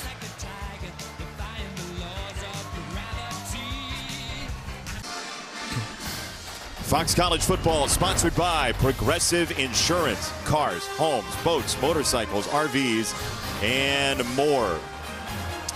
The snap hold situation, the connectivity has not been good for K-State. Here is Olguin, the long snapper, over on the sideline feeling it. It's a lonely spot. You never get credit when you do it right, but everybody notices when you do it wrong. Butler on the run. As we watch that, Brock, who is that on? Like, what is the situation here? Yeah, I mean, it's wet and it's windy, obviously. They still practice in wet and windy weather up in Kansas. But there's no question, once you have one, it can lead to another. And we saw a little bit of the misconnection on the PAT. You see it again. And does it look like maybe a new long snapper is trying to get some reps there? Olguin's involved, but we'll see what it looks like if they try to kick it again. K-State does have the lead. It's Butler one more time, and he's not going to get much at all. It's 3rd down and a long way to go, but Houston is double the Big 12 average in 3rd and 10 runs, so it's not a guaranteed pass here. And you can see the numbers, and unfortunately for them, kind of like the red zone, once you see yourself in the 130s, there's not much lower than you. It has been a real struggle to get enough protection, to get enough consistency in the passing game. And at 3rd and 10, the blitz has been effective. But I think you play coverage here if you're Kansas State. Yeah, do you feel comfortable enough to do it? And we're going to get a timeout. The official on the far side just ran into a K-State coach. I think it was Kleiman. It looked like it was Kleiman. I couldn't tell, but you got him. Yeah, I think he was still upset about the snaps. It's a timeout, Kansas State. Whew. I don't know how this is going to end, but it's not going to be normal.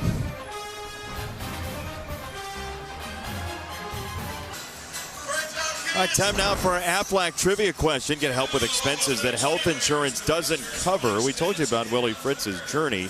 We ask you, what current FBS head coach has been head coach at the most NCAA schools?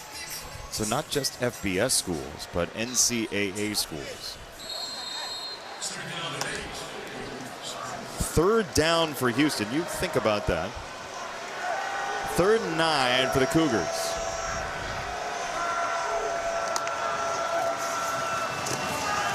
Fake it, and now Chris leans forward. He's going to be a yard short. It'll be 4th down and 1, but there they go, running on 3rd and long. Yep, and Kansas State just plays coverage, right? 4 down front for them, kind of their nickel coverage zone.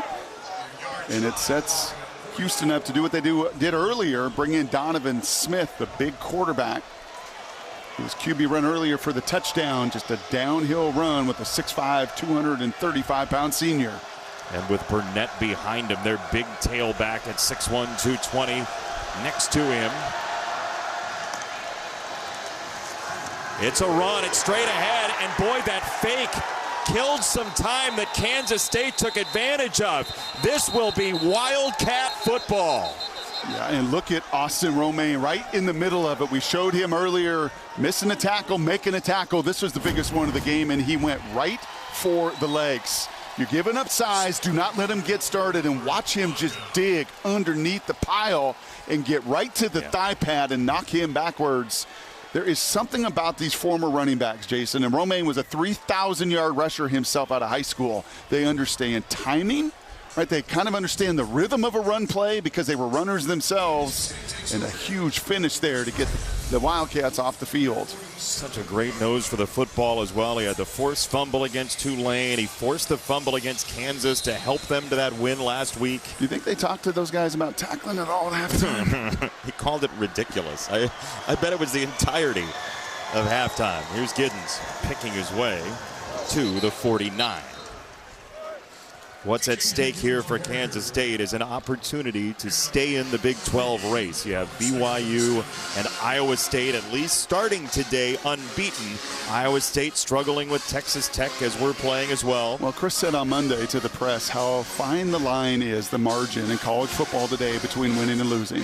And he knows it. He's had comebacks in the fourth quarter, 1-score wins. Just a couple plays have been so critical today. The sack fumble, the 4th down stop, the missed snaps. 2, 3, 4 plays have been monumental so far. Johnson snaps it off down the middle. He was a little bit late for Oakley. And it's 3rd down coming up. We'll see what happens with Iowa State against Texas Tech. BYU unbeaten because of their win against Kansas State. It turned into a blowout. It wasn't in the first half. Yeah, it was a back and forth game, and then it was turnover, and that was about it. Big play here. Houston's defense been on the field a lot today. Played a lot more snaps than K-State.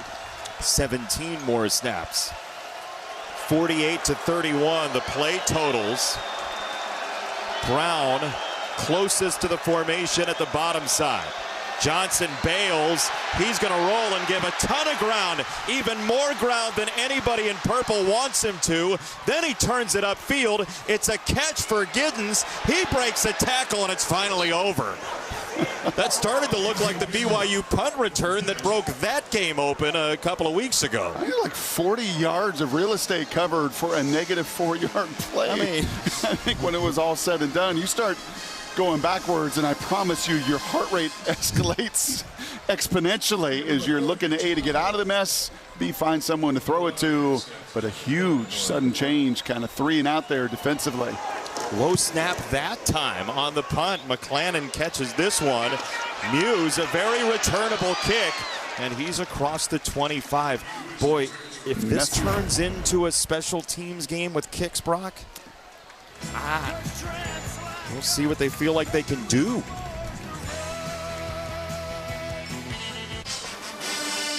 Time now for the answer to our Aflac trivia question. We asked you what current FBS head coach been a head coach of the most NCAA schools. The answer is in Jacksonville, Alabama. Rich Rodriguez right now down there with the Gamecocks, Salem University, Glenville State, West Virginia, Michigan, Arizona. Wow.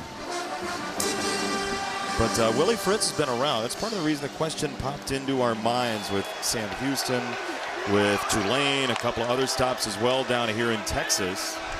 Zeon Chris goes over the middle and a nice catch by Makai Muse to the 40-yard line. That is not an easy catch in these windy, wet conditions. A beautiful job here. One of the advantages when you're 5'8" and 85 pounds, great body control. Able to flip those hips and go get it. Call that an uprising from Muse there. It is first down for Houston. Chris will run. And he is hit. He'll get a couple of yards. But on the subject of Willie Fritz, he does have an interesting tie to Kansas State. When he was at Blinn Junior College, he had Michael Bishop there, the great Kansas State quarterback. But he's actually known Michael Bishop since second grade. Willie Fritz was at Willis High School in Texas. Michael Bishop was a second grader. He shows up at Blinn and he still calls him Mr. Fritz because he knew him as a gym teacher. Yeah, and then born in Kansas, right outside of Kansas City. So a whole bunch of ties. And oh, by the way, it's tangled with the guy on the other side at a couple different schools as well. Had marvelous things to say about Bill Snyder and the way he helped build that Kansas State program. Pressure coming. Chris gets out of it. Somehow weaves his way for a first down.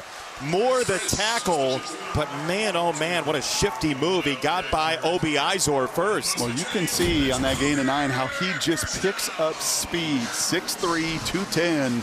He is really well put together, and once he breaks that tackle, he just outruns Moore to move those chains right back now at midfield where the last drive stalled. Zeon Chris grew up as a running back and a wide receiver, but they kept running pass plays through him, and they were like, you know what, maybe we should make him into a quarterback. Muse is knocked down. Jacob Parrish is feeling it. Yeah, you just have to be so aware when you're playing this team because of the eyes that all of these defenders have. You know, in his mind, and you could see him as he once again defeats the block of the running back there, Sanford. He's like, yeah, please, Jacob Parrish, just please throw this. Please throw this because I am seeing it like a fastball right down the middle. Out of Olathe North High School. 8 tackles for loss already for Kansas State. We're in the third quarter. Now Butler on the run, 2nd and 16, and that'll set up a really difficult third down for Houston. Yeah, you can see it with Houston. I think the way that Willie Fritz wants to play this game, just stay on schedule. If we could just find a way to get 2 or 3, and look at the deep breath from Chris there. He knows, like against these guys, they're suffocating on the other side. They're a top 10 rush defense in the country. And then when we get behind the chains and you're sitting at 3rd and 13 with all their blitzes and all their speed, it's miserable. And he's 9 for 9, and they have 10 points. Substitution for Kansas State. And there's time to do it. That's a reasonable amount of time, and that will lead to a delay of game for Houston. Or did they give them the timeout first? Let's see. They will allow the timeout, although the whistle came after the 0 on our timer. Prior to the delay of game, timeout, Houston, their first of the half. 30-second timeout. That is the way it goes in college football. You substitute late, you're in trouble. Yeah, you set yourself up for that situation. This Friday on Fox, one of college football's breakout stars, the running back Caleb Johnson, leads Iowa into the Rose Bowl for a showdown against UCLA, which is making life difficult on Nebraska today. It kicks off Friday, 9 Eastern, 6 Pacific on Fox. You're the running back, Brock? More than the quarterback this year, which could make the Heisman thing kind of fun discussion. Genty's can't tackle him, and he's playing with one arm and still runs for $150 last night. We saw Caleb Johnson in person, a man amongst boys. We saw Omarion Hampton in the opener. And even without a great supporting cast around him, just elevates. I think that's the difference. These guys are the engine that elevates everybody else. And that doesn't happen with that kind of volume very often. Makai Muse, we've seen in the backfield. We've seen Zeon Chris run a lot of different running back looks for Houston today. There's a screen. That's Muse. He gives some ground, and he drags a tackler, Osun Sami, for a while, and will be no gain officially. Yeah, screens are just so hard because Joe Klanderman at the Kansas State side works on it so often. Teams try to run it against this 3 down and the aggressiveness, but they beat the O-line to the perimeter. The guys retrace at the line of scrimmage, and it is very hard to screen the Wildcats. Retrace meaning what for those watching at home? They're rushing and they get back into their steps to track the football. Edwards, fair catches at the 16. So Kansas State's defense, the sack number is the big one so far today. They've got 4 of them. Yeah, just creating the negative plays, doing it with perseverance, doing it with, well, a bunch of guys getting to the football if the first doesn't get home. And then when the first does get home, the biggest play of this game, no question about it, was Osunsami there with the sack fumble before half.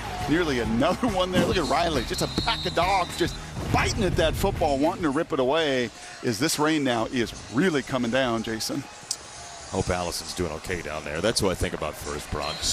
Hope she didn't float away. She's on a raft. First down coming up. She's tough.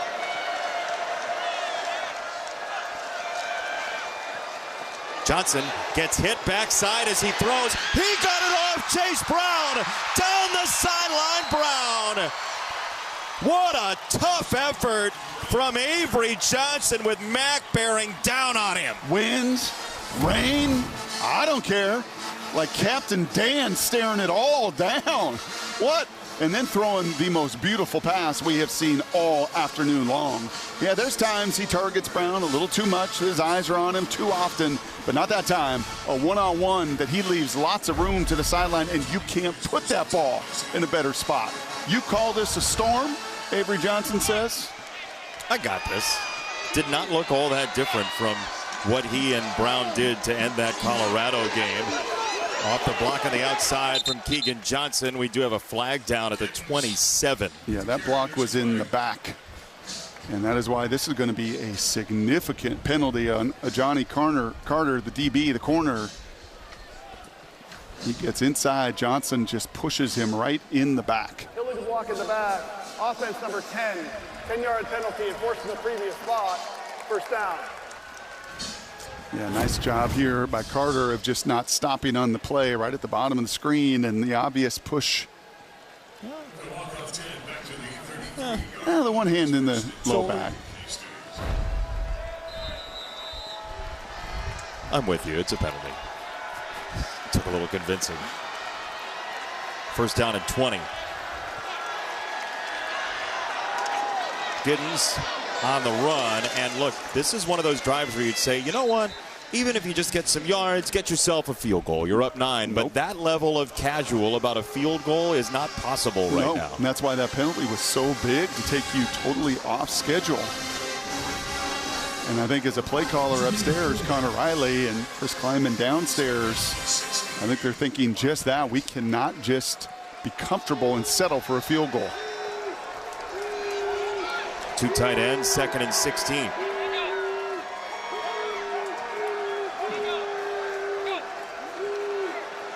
To throw, he wipes his hand as he reaches for the ball, and Johnson with loads of time. Now the pocket gets held up a little bit. He'll throw it this way, and it's incomplete for Ancio. 3rd down. Ton of time, nothing there. Well, we saw this in the first quarter. A lot of drop 8, 1 alligator, 2 alligator, 3 alligator. There's zone coverage. I'm at 6 alligator, 7, 8, 9. He holds the ball forever. There's nowhere to go. There's only 4 guys released into the route. There's 8 defenders back there.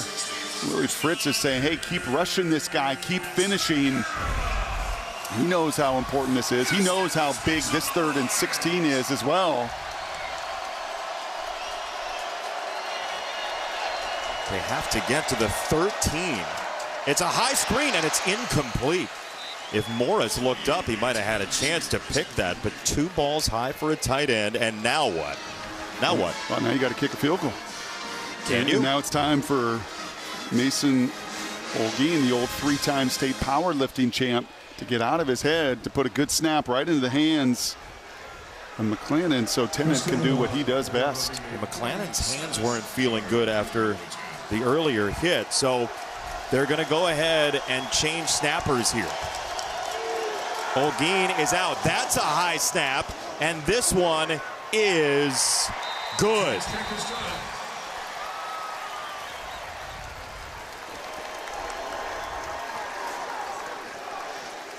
So they do get it done. 19-10 is the score. And they bring Johnson in to snap it. Andrew Johnson got it there. Chris Kleiman says, okay, whatever it takes.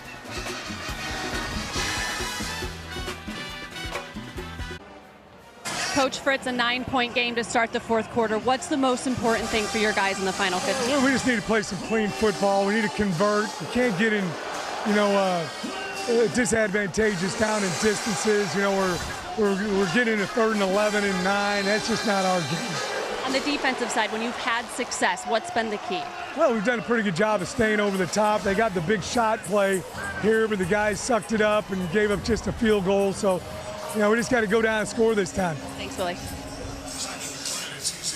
Last 2 drives, 3rd and 9, 3rd and 13, and that's as close to insurmountable as you're going to get for Houston. For a team that coming into this was last in the Big 12. And it's just a 28% conversion rate on 3rd downs, and those downs distance against this defense in this weather, untenable. That brings us now to Above and Beyond. It's sponsored by Jersey Mike's. Be a sub above. And when this Kansas State defense is on, they will really lean on you as well. Yeah, they make it difficult because you've got to earn everything. And then, if they just see some blood in the water, they're like a bunch of sharks, man, and they go after it. You can see the tackles for loss, the sacks. 157 total pressures this season, 7th in all of college football. It's in their DNA. They've allowed only 7 first downs. It's like 2 first downs a quarter to this point.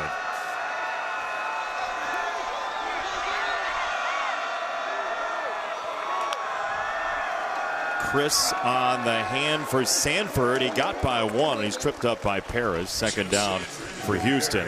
There's still enough time that Houston can run the ball. It doesn't have to be one-dimensional. No, you have to. And I think off of that run comes a little bit of the play action.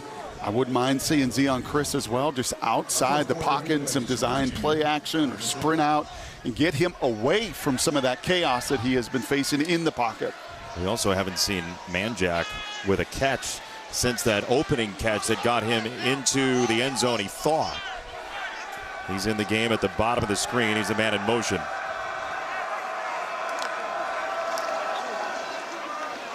Run it again. Sanford is drilled. Romaine got the first hands on him, and then everybody else came with. Travis Bates closed it. Well, you just do. Kansas State does such a nice job of just creating chaos at the point of attack.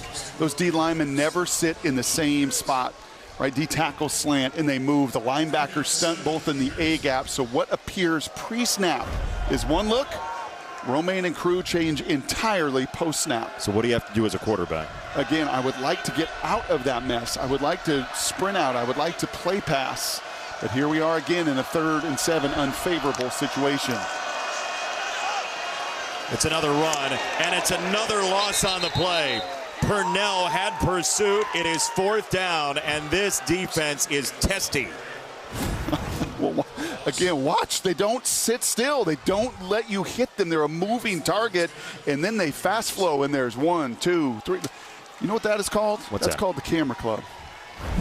You know what the Camera Club is? How do you join? That final picture you see on film, who's in the camera, about the whole defense of Kansas State in that shot. Edwards fakes everybody out as the ball goes bouncing inside the 15 and rolling all the way to the 10 and maybe to the 9 if it plays its cards right. It's a 65-yard punt. K-State's got a lot of field to play with, but Purnell is fired up.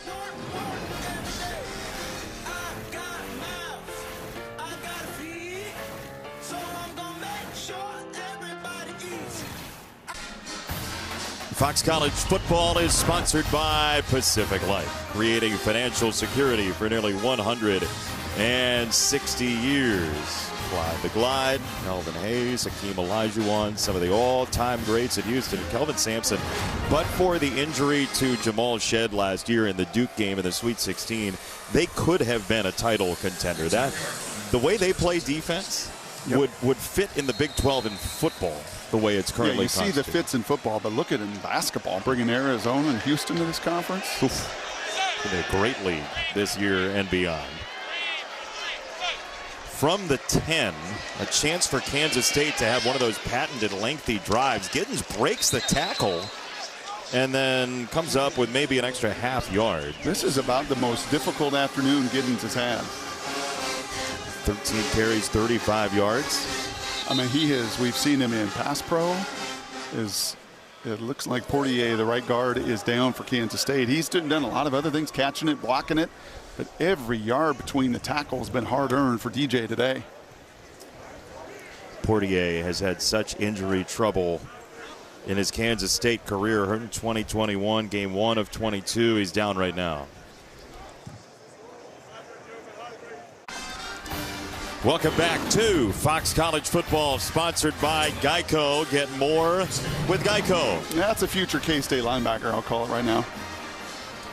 If you call this and that ends up happening, that's the greatest call. Here are the remaining schedules for the quote-unquote contenders in the Big 12. Colorado's on the list as well, but here's what's coming up for everybody else. And Iowa State in a real fight with Texas Tech right now. Kansas State has 2 home games. They've been on the road a lot.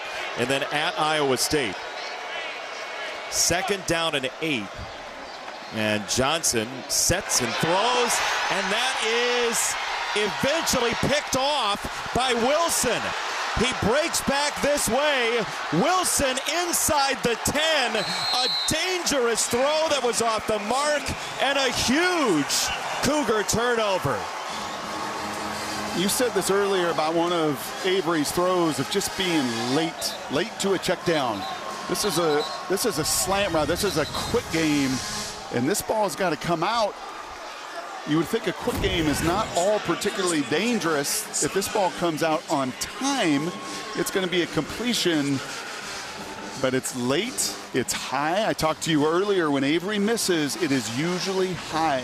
A little bit upright, a little bit late. That one spins away, and Houston gains and steals that possession back that they desperately had to have. And now you're talking about a 1-score game at worst by the end of this possession. Chris in the power game for the quarterback ends up at the 6. Romaine went low, Riley went high. Now, how can Houston get in? It's not a good red zone touchdown team. Well, and they have had a hard time, pushing and getting movement at the point of attack. Yeah, nice chain right there, turnover. That's kind of bright and flashy. And absolutely what Houston needed to bring some life. So we saw creativity work a little bit in the first half down in the red zone. I think you need more of it. Williams in motion. They'll go trips at the high side. Butler, the freshman, is diving for the pylon, and he is going to be just short of his very first touchdown. Boy, he's got a little acceleration, doesn't he? Yes. I mean, we have not seen much of him this season, and yeah, he is indeed short as Parrish pursues. But I think from an angle standpoint, a little surprised at the just massive acceleration there from the freshman out of Mobile, Alabama. He wants to become a sports photographer, and he nearly had quite the picture for himself there. Burnett, the tailback. 3 tight ends in. Pop pass over the top. It's Carr, the former basketball player.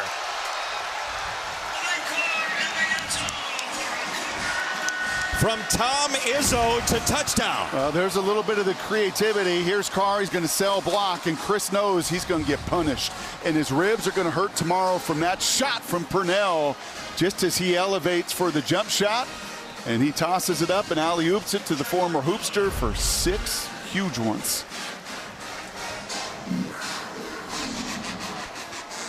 This feels like one of those games that... Weird. Yeah, it's...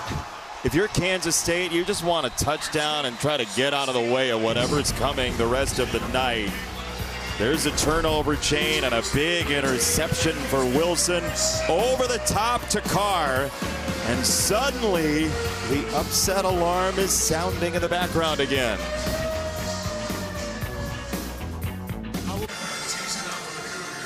Eight games, 4 red zone touchdowns.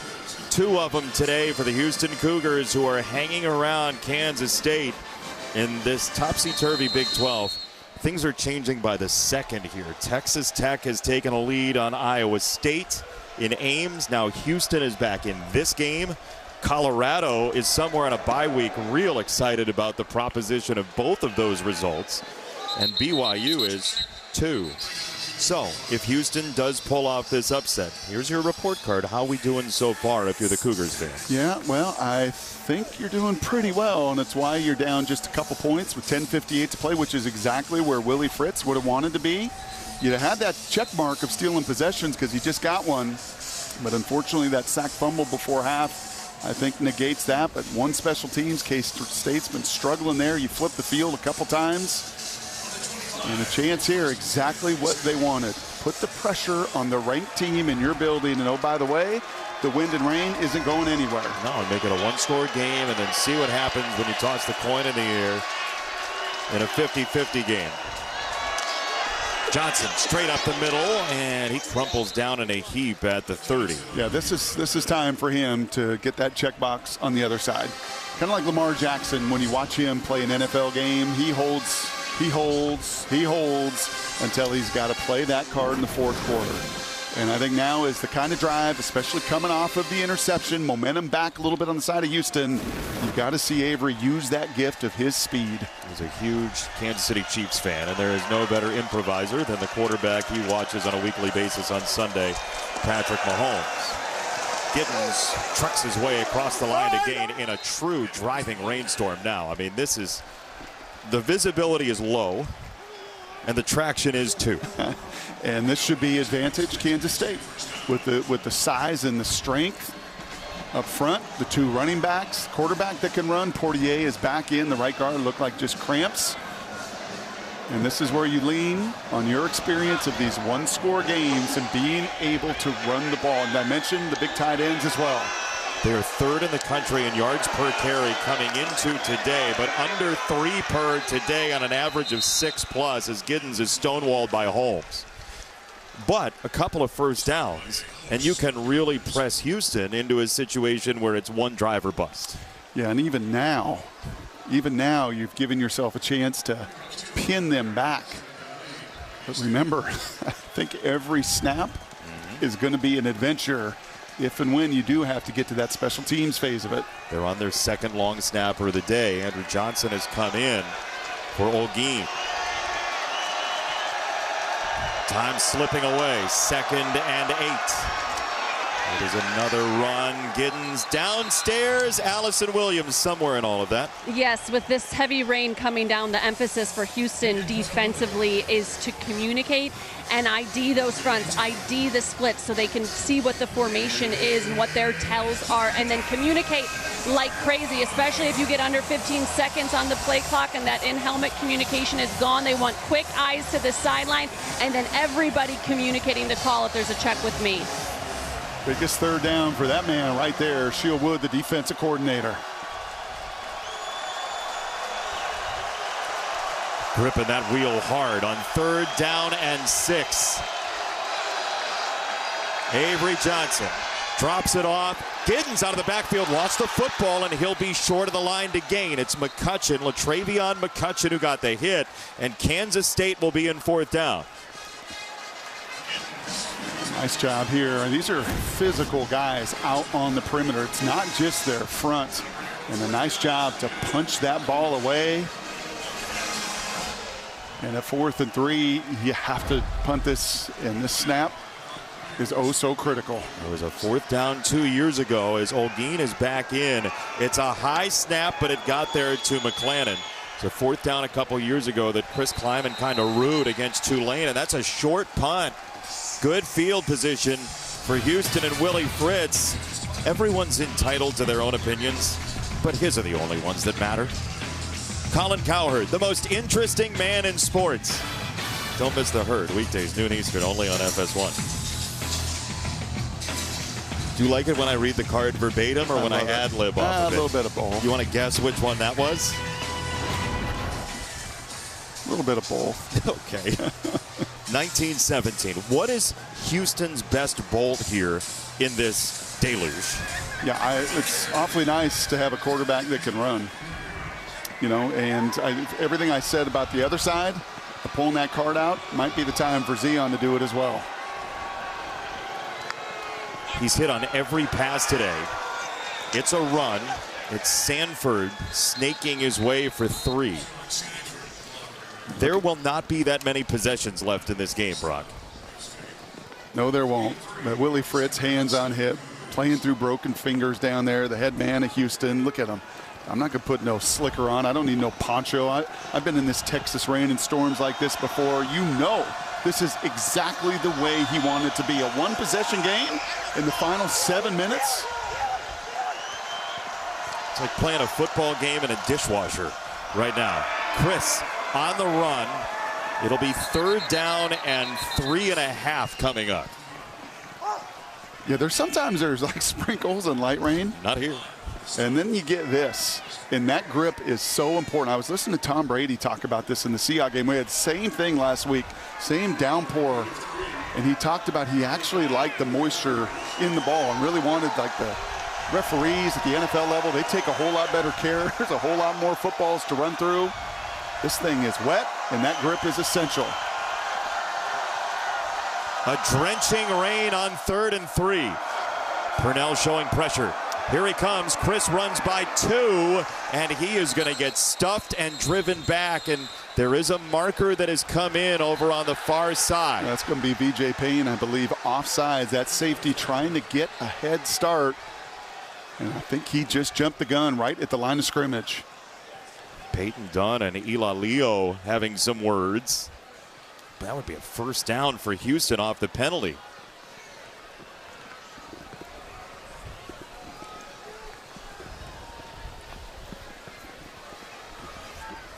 Offside, defense number 41. 5-yard penalty results in the 1st down. Well, they called it on Austin Moore. I think you could call it right off the edge as well. You're going to see Payne right here get the early jump. And that helmet looks like that face mask into the neutral zone as the side judge looking right down the line throws the critical penalty. Enormous penalty. Game on the line, you know what K-State's going to do. They are going to come after you. Riley showing it. Here comes Riley. And this run for Sanford gets him to the 45. So you know you can anticipate pressure. Right, final 6 minutes. Stop you got to have. I mean, they came after Jalen Daniels and Kansas snap after snap after snap. So you have a plan for this. You know what's coming.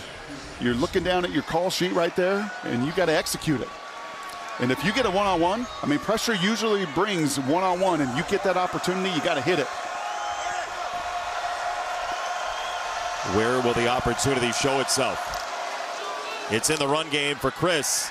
He's hit, he steps out of the first tackle, and then they do finish him off. Siegel was first. 3rd down. Here's a guy in Zion Chris who they needed some extra points in high school in a track and field meet, so they handed them the javelin, and they said, hey, you got a couple weeks to deal with it. He goes and he wins the javelin. Yeah. So, you know, ad-libbing is a thing for him. Okay, so here you go. Here's 3rd and 7. You're probably going to have an unblocked Wildcat. What are you going to do about it? Go make something happen. Hey. 3rd and 7. Press coverage on Manjack at the bottom of the screen. Butler, the tailback. 3rd down for Chris. He climbs the pocket. He gets hit. It's Mott that stopped him, and it's 4th down for Houston. Now do you go or do you not? What a terrific play for Mott. No, I don't think with a couple timeouts you go. He's going to be way out here, and he's got his eyes the whole time. Why? Because he's played for 6 years. He anticipates a scramble there. He doesn't mess around with the right guard. Eyes up and goes and makes a critical 3rd down tackle. He's going to trust his defense. It's a low snap, and Doherty handled it well. Liam Doherty gets it away, and this punt checks up inside the 20. So Avery Johnson, couple of 1st downs is what he needs for Kansas State. Yeah, and you've seen a little bit of everything. You've seen a little bit of the QB run. The 2 backs in the backfield right there. You saw the touchdown pass, a beautiful one right before halftime to Johnson. The absolute best throw and catch of the day for either side today, to his roommate, to his buddy Jace Brown for 50 yards, another explosive play. But here you go, man. This is the life of playing quarterback in the Big 12. Right, especially as we move into November, the games that everybody will remember. How do you do in some adversity? right? The interception leading to the touchdown that makes this a 2-point game. If your buddy or your idol or your mentor is Patrick Mahomes, he finishes. And right now, that's got to be the mindset of Avery Johnson. His first touch from the 19. He's going to keep it. Batten tailing him, and Batten flattens him. Wow. Closing speed. Yeah, that was a former quarterback right there. Batten chasing down a speedy quarterback, the leading tackler, one of the best in the Big 12. Look at the range. And he just cuts down Avery before he can start to accelerate. 5 years ago, Batten was closing a taco shop in Texas. Had nowhere to play football. Fell out of love with the game. Big play there. 2nd and 11. And a broken play that time. Johnson didn't know where his tailback was, and Mack with the stop.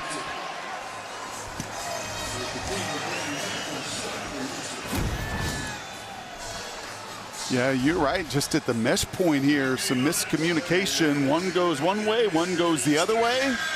And now you are really up against it at 3rd and 11. Kansas State 4 for 12 on 3rd down. Is there magic in Avery Johnson right now?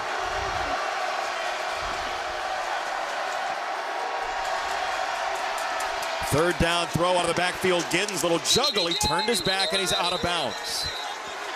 So 4th down coming up. Houston very quickly will get it back.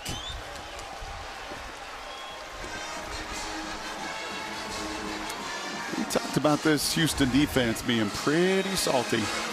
They just don't bust many assignments. There were not many spots and one-on-ones to be had this afternoon.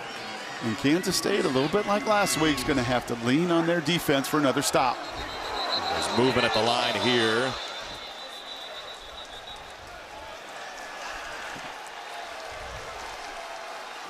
False start. Offense, number 8, 5-yard penalty. 4th down. There's always one team in the Big 12 that lives right on the edge, like Wile E. Coyote with the Roadrunner. You know, and it was TCU 2 years ago. They end up going to the national championship game. Kansas State, they beat Colorado in the last couple of minutes. They beat Kansas on the 10 field goal last week. Here we go again. And they nearly got there. McClannon got it off. Fair catch. Looked like Guzman was screaming in there to try to block that. Mekhi Muse on the fair catch.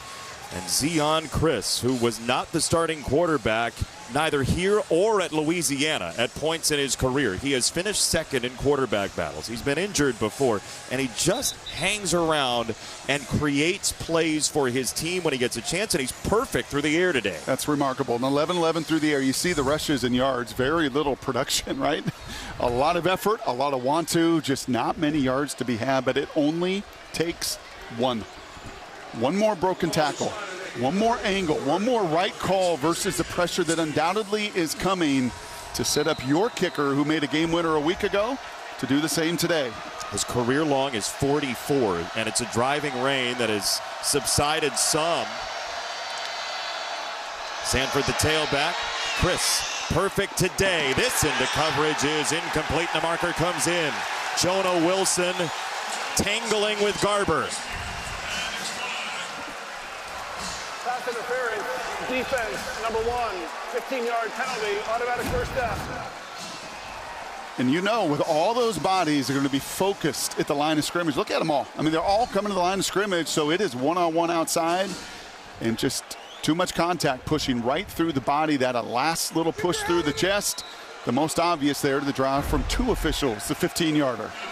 Local product, Wilson from Decaney High School, Houston, Texas. Look at all the Wildcats up. Man-to-man. It's a run. Zeon Chriss got his way through, and he may go. Chriss is in. Houston leads out of nowhere.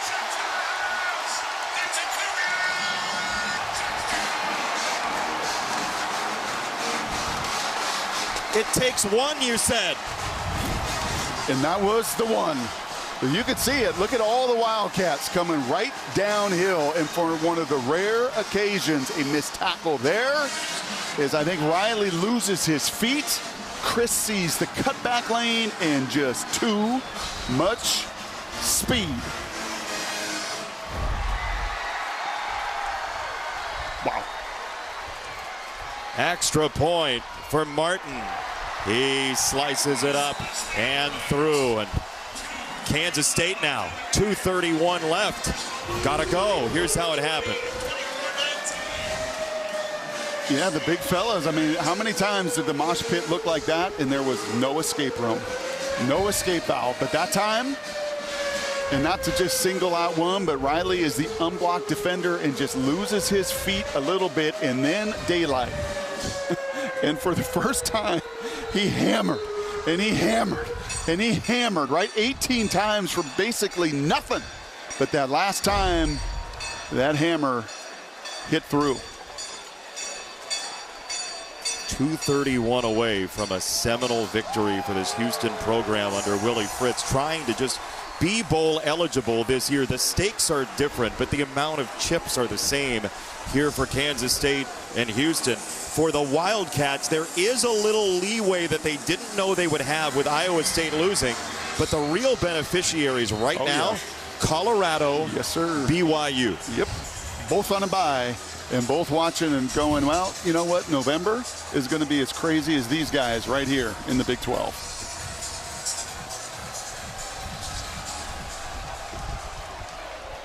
Kansas State will have it. Edwards on the approach. He's been great in special teams this year. He's got great speed, but he couldn't keep his feet. Had he, who knows? They're another 15 or 20 at least. Okay, so Kansas State in the fourth quarter this year has been outstanding, including Edwards. He had a touchdown. Fabris, 60-yard touchdown return off the fumble, a Kansas State victory. Avery Johnson, Jace Brown, not exactly a carbon copy of the touchdown from earlier, but not far from it at Folsom Field. And then last week, Chris Tennant, a 51-yard field goal. It was a home run. It's got to be a touchdown today. Can they do it again? Johnson, near side, wide open, Keegan Johnson. Well, one of the nice things is you know exactly what you need. You need a touchdown. This is not a drive that, oh, you get in the field goal range. Nope, you got to have 7, and it starts with plays just like that. That first down is oh so critical. It is important to note that they only have 2 timeouts left. They cannot give the ball back to Houston likely. That is a spike. Incomplete in front of Jaden Jackson. 3rd and 1. They'll get one more play. Yeah, that was a really nice stunt by Houston to get into the face of Avery Johnson. Just a 4-man rush, but the pressure in his face caused the down and away fastball. Now really there is no loss in running for a yard to pick up the first down because the 2-minute timeout is next. It's a free timeout. Giddens, the tailback, a top 10 runner in the nation. He's got this one, and he's got the first down. We'll step aside, and Kansas State has to beat the path of the comeback trail somehow, some way here in Houston.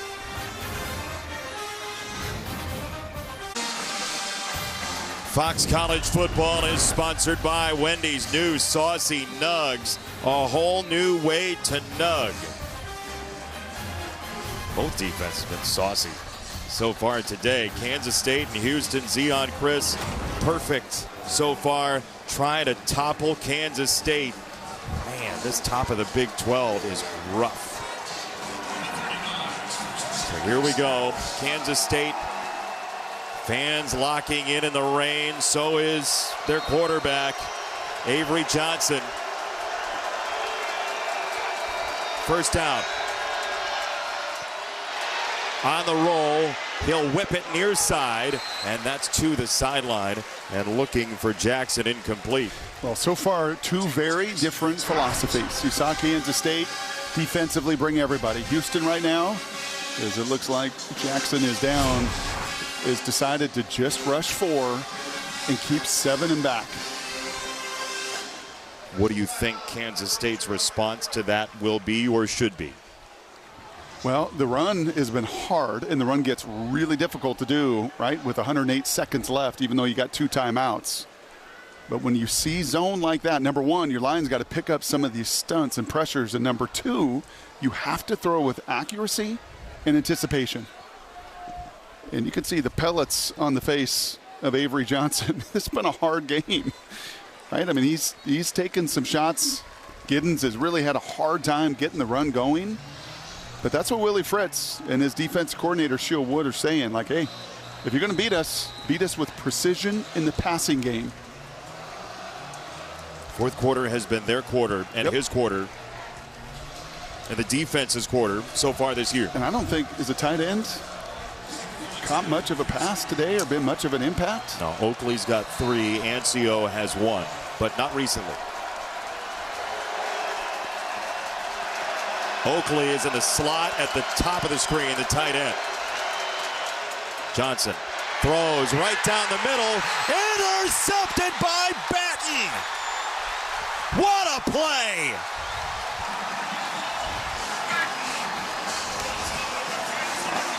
I can't tell you how good that is, Jason, because Avery's trying to play with anticipation. He's trying to throw it off of the ear of that linebacker. And most of them, Jason, when they drop like that, they don't have the feel and the instinct to turn again. He did. I promise you the quarterback, Avery, sees that linebacker drop and thinks he's dropping in his zone, and I can throw it right behind him. But not with old swivel hips Batten. He turns him, he flips him, and the former QB makes Avery Johnson pay. Surrender Cobra in effect. He's sitting there on Zoom talking to us 3 days ago using the phrase,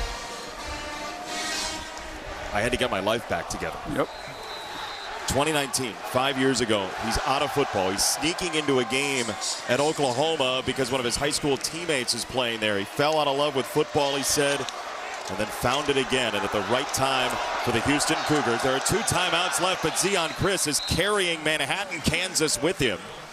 It's a gain of 3.5 on second down. That is such a good play. Let's take a look at our Pacific Life game summary. It's sponsored by Pacific Life, creating financial security for nearly 160 years. Just gritty. He said it in the third quarter. This game's going to end weird because really from beginning to end, it was a strange game. Houston scoring in the red zone twice. They did it 4 times all year. Hard yards for Giddens every single time. A huge play before half with the back shoulder fade. But after an interception themselves, they get the pop pass. And then this is why you just keep chopping away. Well, they've done everything you asked for off the top if they were going to pull off an upset. Yep, Chris in the big run, huge. Stealing possessions, took 2 of them. 1 on special teams, no question about it. It's about doing the little things. Not giving a game away. They gave games away this year. They turned it over, and they gave games away. They've not done it and are staring down their 3rd win in the last 4 weeks. It would take a first down to salt it away. Zeon Chriss in the power game. Kansas State will use that final timeout. And then whatever Houston does here will wean down the clock some more. Another 40 seconds or so. They've also punted well today. They have flipped the field multiple times. They did the same to Utah a week ago. And this is why the brass at Houston hired Willie Fritz at 61. Right, to add stability, knows how to play it, had 60 new pieces come and like, okay, where does everybody fit? He's changed quarterbacks this year. The line is a work in progress. But when you play salty defense, you give yourself a chance every week. And his teams, from Belen Junior College to Sam Houston State to Tulane to Georgia Southern, have done it. And he's done it everywhere he's been in these last 4 weeks. I'm sure many in the Big 12 have taken notice. Is there any chance you'd pass it here? Anything above 0%? No. What is below 0%? Probably this play call of a run. 3rd and 7. Chris tucks it and goes. And he will run and run and run some more. And finally, Kansas State closes the door. Okay. And tick, tick, tick, tick, tick. You're going to punt here. Probably. but you could also think about 4th and 2. Your punter is punted well. You make them go the entire length of the field for a touchdown. Agreed. If it was a field goal, if this was the NFL with kickers and that, you think about it. But I don't think you think about it here. You may try to draw them off sides, though.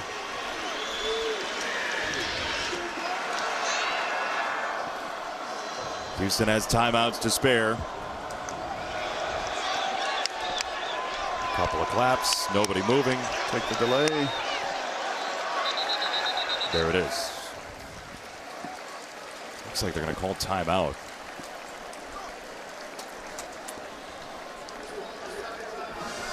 Snaps critical. Get the ball up, get the ball out, protect all the little details that you can see the coaching staff and Willie working through.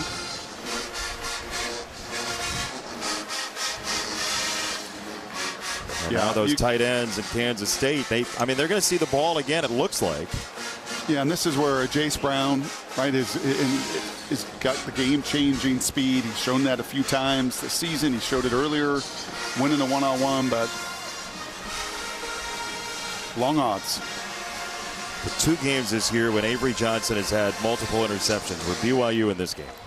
It's not only on him, but that does stand out. Well, at 19-10, it was that interception that just gave Houston life. Doherty to punt.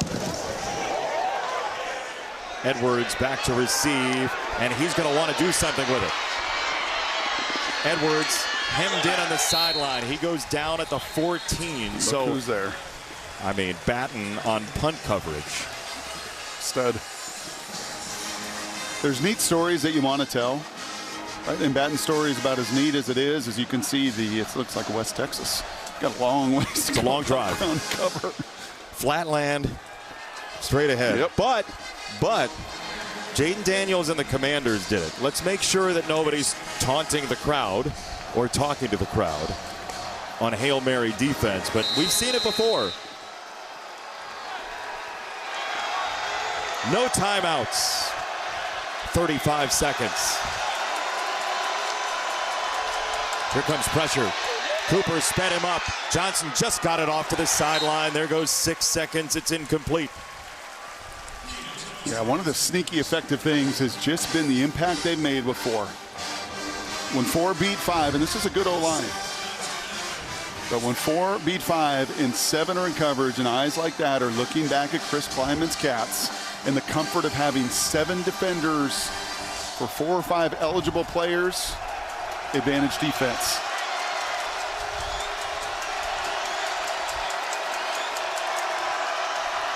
Down to 25 seconds. It's a screen. It's Giddens. A lot of black shirts there. He gets crunched. He does have the first down, so the clock will stop as they reset the ball. Time ticking away on a possibly huge upset for Houston. Johnson. Pressure got there again. He steps up and he throws. He has Jace Brown across the 40-yard line, and now he's setting up in a territory where he can heave it and at least have a thought of the end zone. Yeah, I'm going to spike it, I think, here quickly.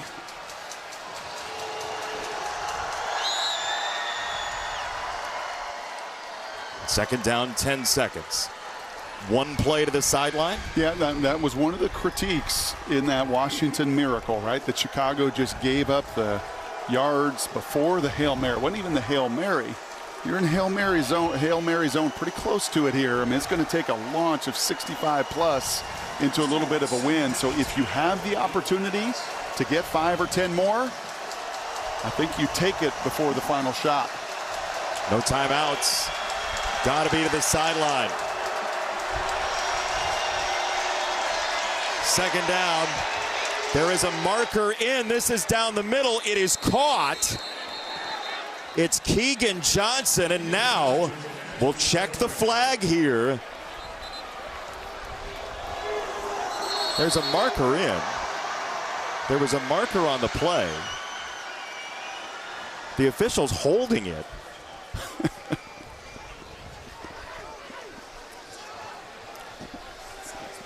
There was no signal of a decline yet. They'll have to spike it. Substitution infraction, defense, 12 players. That penalty is declined. The result of the play is a first down. Timer, please reset the game clock to 4 seconds. So plenty of time to spike it and take one more shot at the end zone. The official's not ready for play yet. The referee was still signaling and talking to the timekeeper. Steve Barron, the referee, was. It will start on his whistle.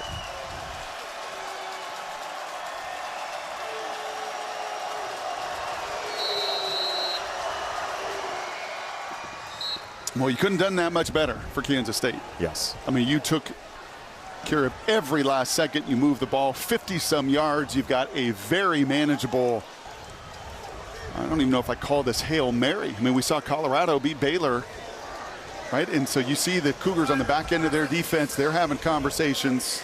Willie didn't even have to tell them. They know that back line of defense the most critical here on this final play. Trey Spivey is in. Brown and Edwards at the bottom of the screen. And this is going to be a timeout, Houston. The final timeout for Willie Fritz and the Cougars.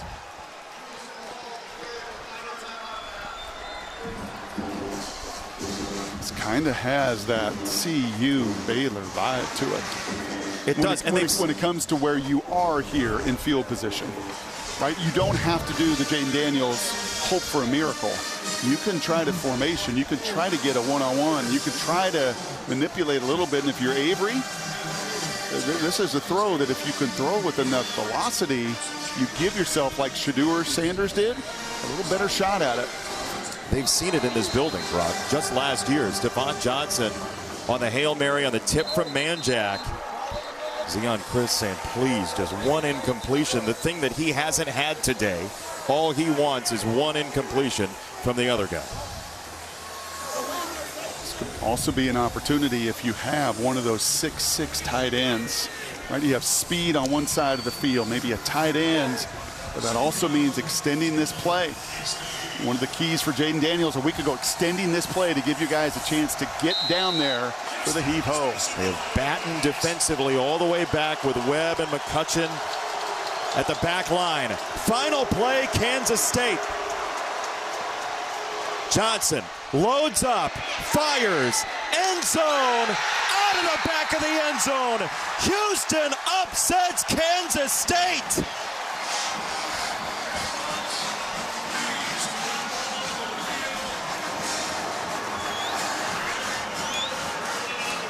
And here come the fans.